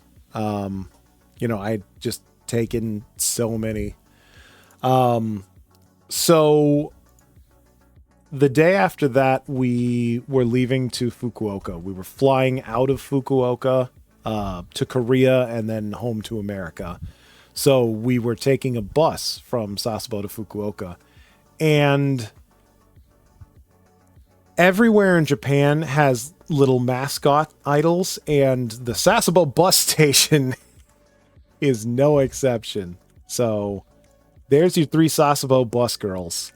Pick your favorite. I like this one. I like her little coat. I genuinely regret not buying from this gachapon because that otter in the background would be fantastic. But I saw this and absolutely had to take a picture. So yeah, we took a bus to Fukuoka and remember how I said the train was absolutely fantastic and it was super smooth and super great? The bus was like the fucking polar opposite of that. It was cramped. It was hot. They didn't turn on the AC for the first 15, 20 minutes. It just sucked. It sucked so bad. And eventually, once they turned the fucking air on, that helped a lot. I thought I was going to vomit for a couple of minutes, but man, I don't know. I don't know if it was that bus or if Japanese buses are just like that, but I'll take a train any fucking day. Don't make me get on a bus again. But yeah, eventually we got to Fukuoka and we stayed a night in Fukuoka, which is a bigger city than Sasebo. We did a bunch more shopping. And guess what? They also had an arcade. They actually had a pretty big arcade. This one had actual games in it too. They had this big old Kirby drinking milk UFO machine. Never able to win a UFO, sadly. I tried. I really tried, but the UFO is better than me. I did win this Kirby, though. I won this Kirby on my first try. I was ready to plunk down 1,000 yen, and it was just nope, first try, you're good. The thing is, I had already prepaid for 6, 7 tries, so I just wasted those and didn't get anything else, but I was really surprised and felt super good getting it first try. If you ever wanted to play an arcade game where you're like a train conductor, they got that. If you wanted to play Bomberman, but waifu, they got that. If you want to play Initial D, my little brother fucking loves the Initial D arcade game. They had one in here in America for a while. I think it's gone now, but he used to play that a lot whenever we went to the Family Fun Center, and he got really good at it. So he would have fucking loved this. Yeah, there's me with my little Waddle Dee that I won first try because I'm great. Yeah. They also had Hell of a Boss and Has Been Hotel. Definitely wasn't expecting that. This little yakisoba pawn I got, it was pretty good. It you know, it's fucking noodles in a bread. Not exactly the height of culinary expertise, but it was delicious. We went to a anime goods store, and they had perfumes. I don't know if this will let you smell like Hatsune Miku, or if this is a smell that will attract Hatsune Miku. I didn't want to try and get this through customs to find out, but there's a possibility you too could smell like Hatsune Miku. And this right here was the biggest Sonic the Hedgehog merch set that I saw in the entire fucking country. There was one other bit of Sonic merch we saw at Tokyo Skytree, and my wife didn't buy any Shadow the Hedgehog stuff, and she regrets that, because we never saw Shadow the Hedgehog again. But even that was smaller than... Like, this was... For all the Pokemon stores, for all the Nintendo stores, for all the Capcom stores, this is the most that Sonic gets. And it was genuinely kind of disappointing. And guess what? There's more Garten of fucking Ban. This was a really, really tasty dinner that we had. So, you may have had chicken katsu. You may have had tonkatsu, pork katsu. This is gyukatsu. This is a fried beef cutlet. My wife and I waited in line for an hour for this in a very cold hallway because my friends who had been to Japan said, this shit is amazing, you have to try it. So I was like, we have to try it. It was pretty fucking good. So they have the beef cutlet there. And it's fried and it's cooked lightly. They tell you to cook it more thoroughly to your liking up on the little stone, little heating oven things there. So I may have had one that was not cooked, and it was delicious. It was tasty, but I also cooked them, and the whole spread was fantastic, and it was absolutely worth the wait. It was some of the best food I had in Japan. This was just a fucking super liminal ass hallway that I wanted to get a picture of.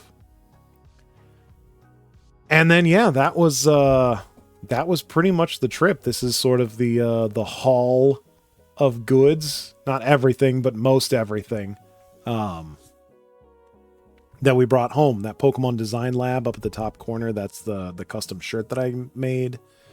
I got some randomized Final Fantasy stuff. I just got, as you can see, just a pile of crap. And I love all of it. But yeah, the flight home was... It was probably fine, but I made the decision to watch as many shitty movies as I could. Boy, are there a lot of shitty movies, let me tell you. That Borderlands movie is fucking bad. Oh my god, I'm never going to be able to divorce Japan from the Borderlands movie because I decided to watch that on the way back. But other than that, the flight itself was uneventful. There was an incredibly smelly motherfucker in front of me that I just wanted to throw fucking soap at. But other than that, it was perfectly fine. No complaints. And, yeah. There's some more merch. I think that's it. I think that's Japan. So, my God, almost 3 hours. Is that one of my longest streams and it's just me talking about a trip to Japan? Radical. Well, I need to get to bed because holy shit do I have to get up early for work tomorrow. But, yeah. That was more or less the Japan trip. Sorry about that. I hope you enjoyed it. If you're still here, I really hope you enjoyed it. And if you just accidentally hung out here anyway, then, well, thanks regardless. But, yeah, it was a absolutely fantastic, mind-blowing, world-changing trip, and you can bet your ass I'll be going back sometime soon. So, definitely something that I recommend everybody do whenever you get a chance. And, hey, Jingle, maybe one of these days we'll go to Japan together. We can check out all the fucking weeb shit. But yeah, until then, I hope you all have a good week. I hope you have a good weekend, TGIF. And I'll probably see you next week. So, Jingle, thank you very much for sticking around for the whole thing. And everyone else, I'll see you again soon. Bye-bye.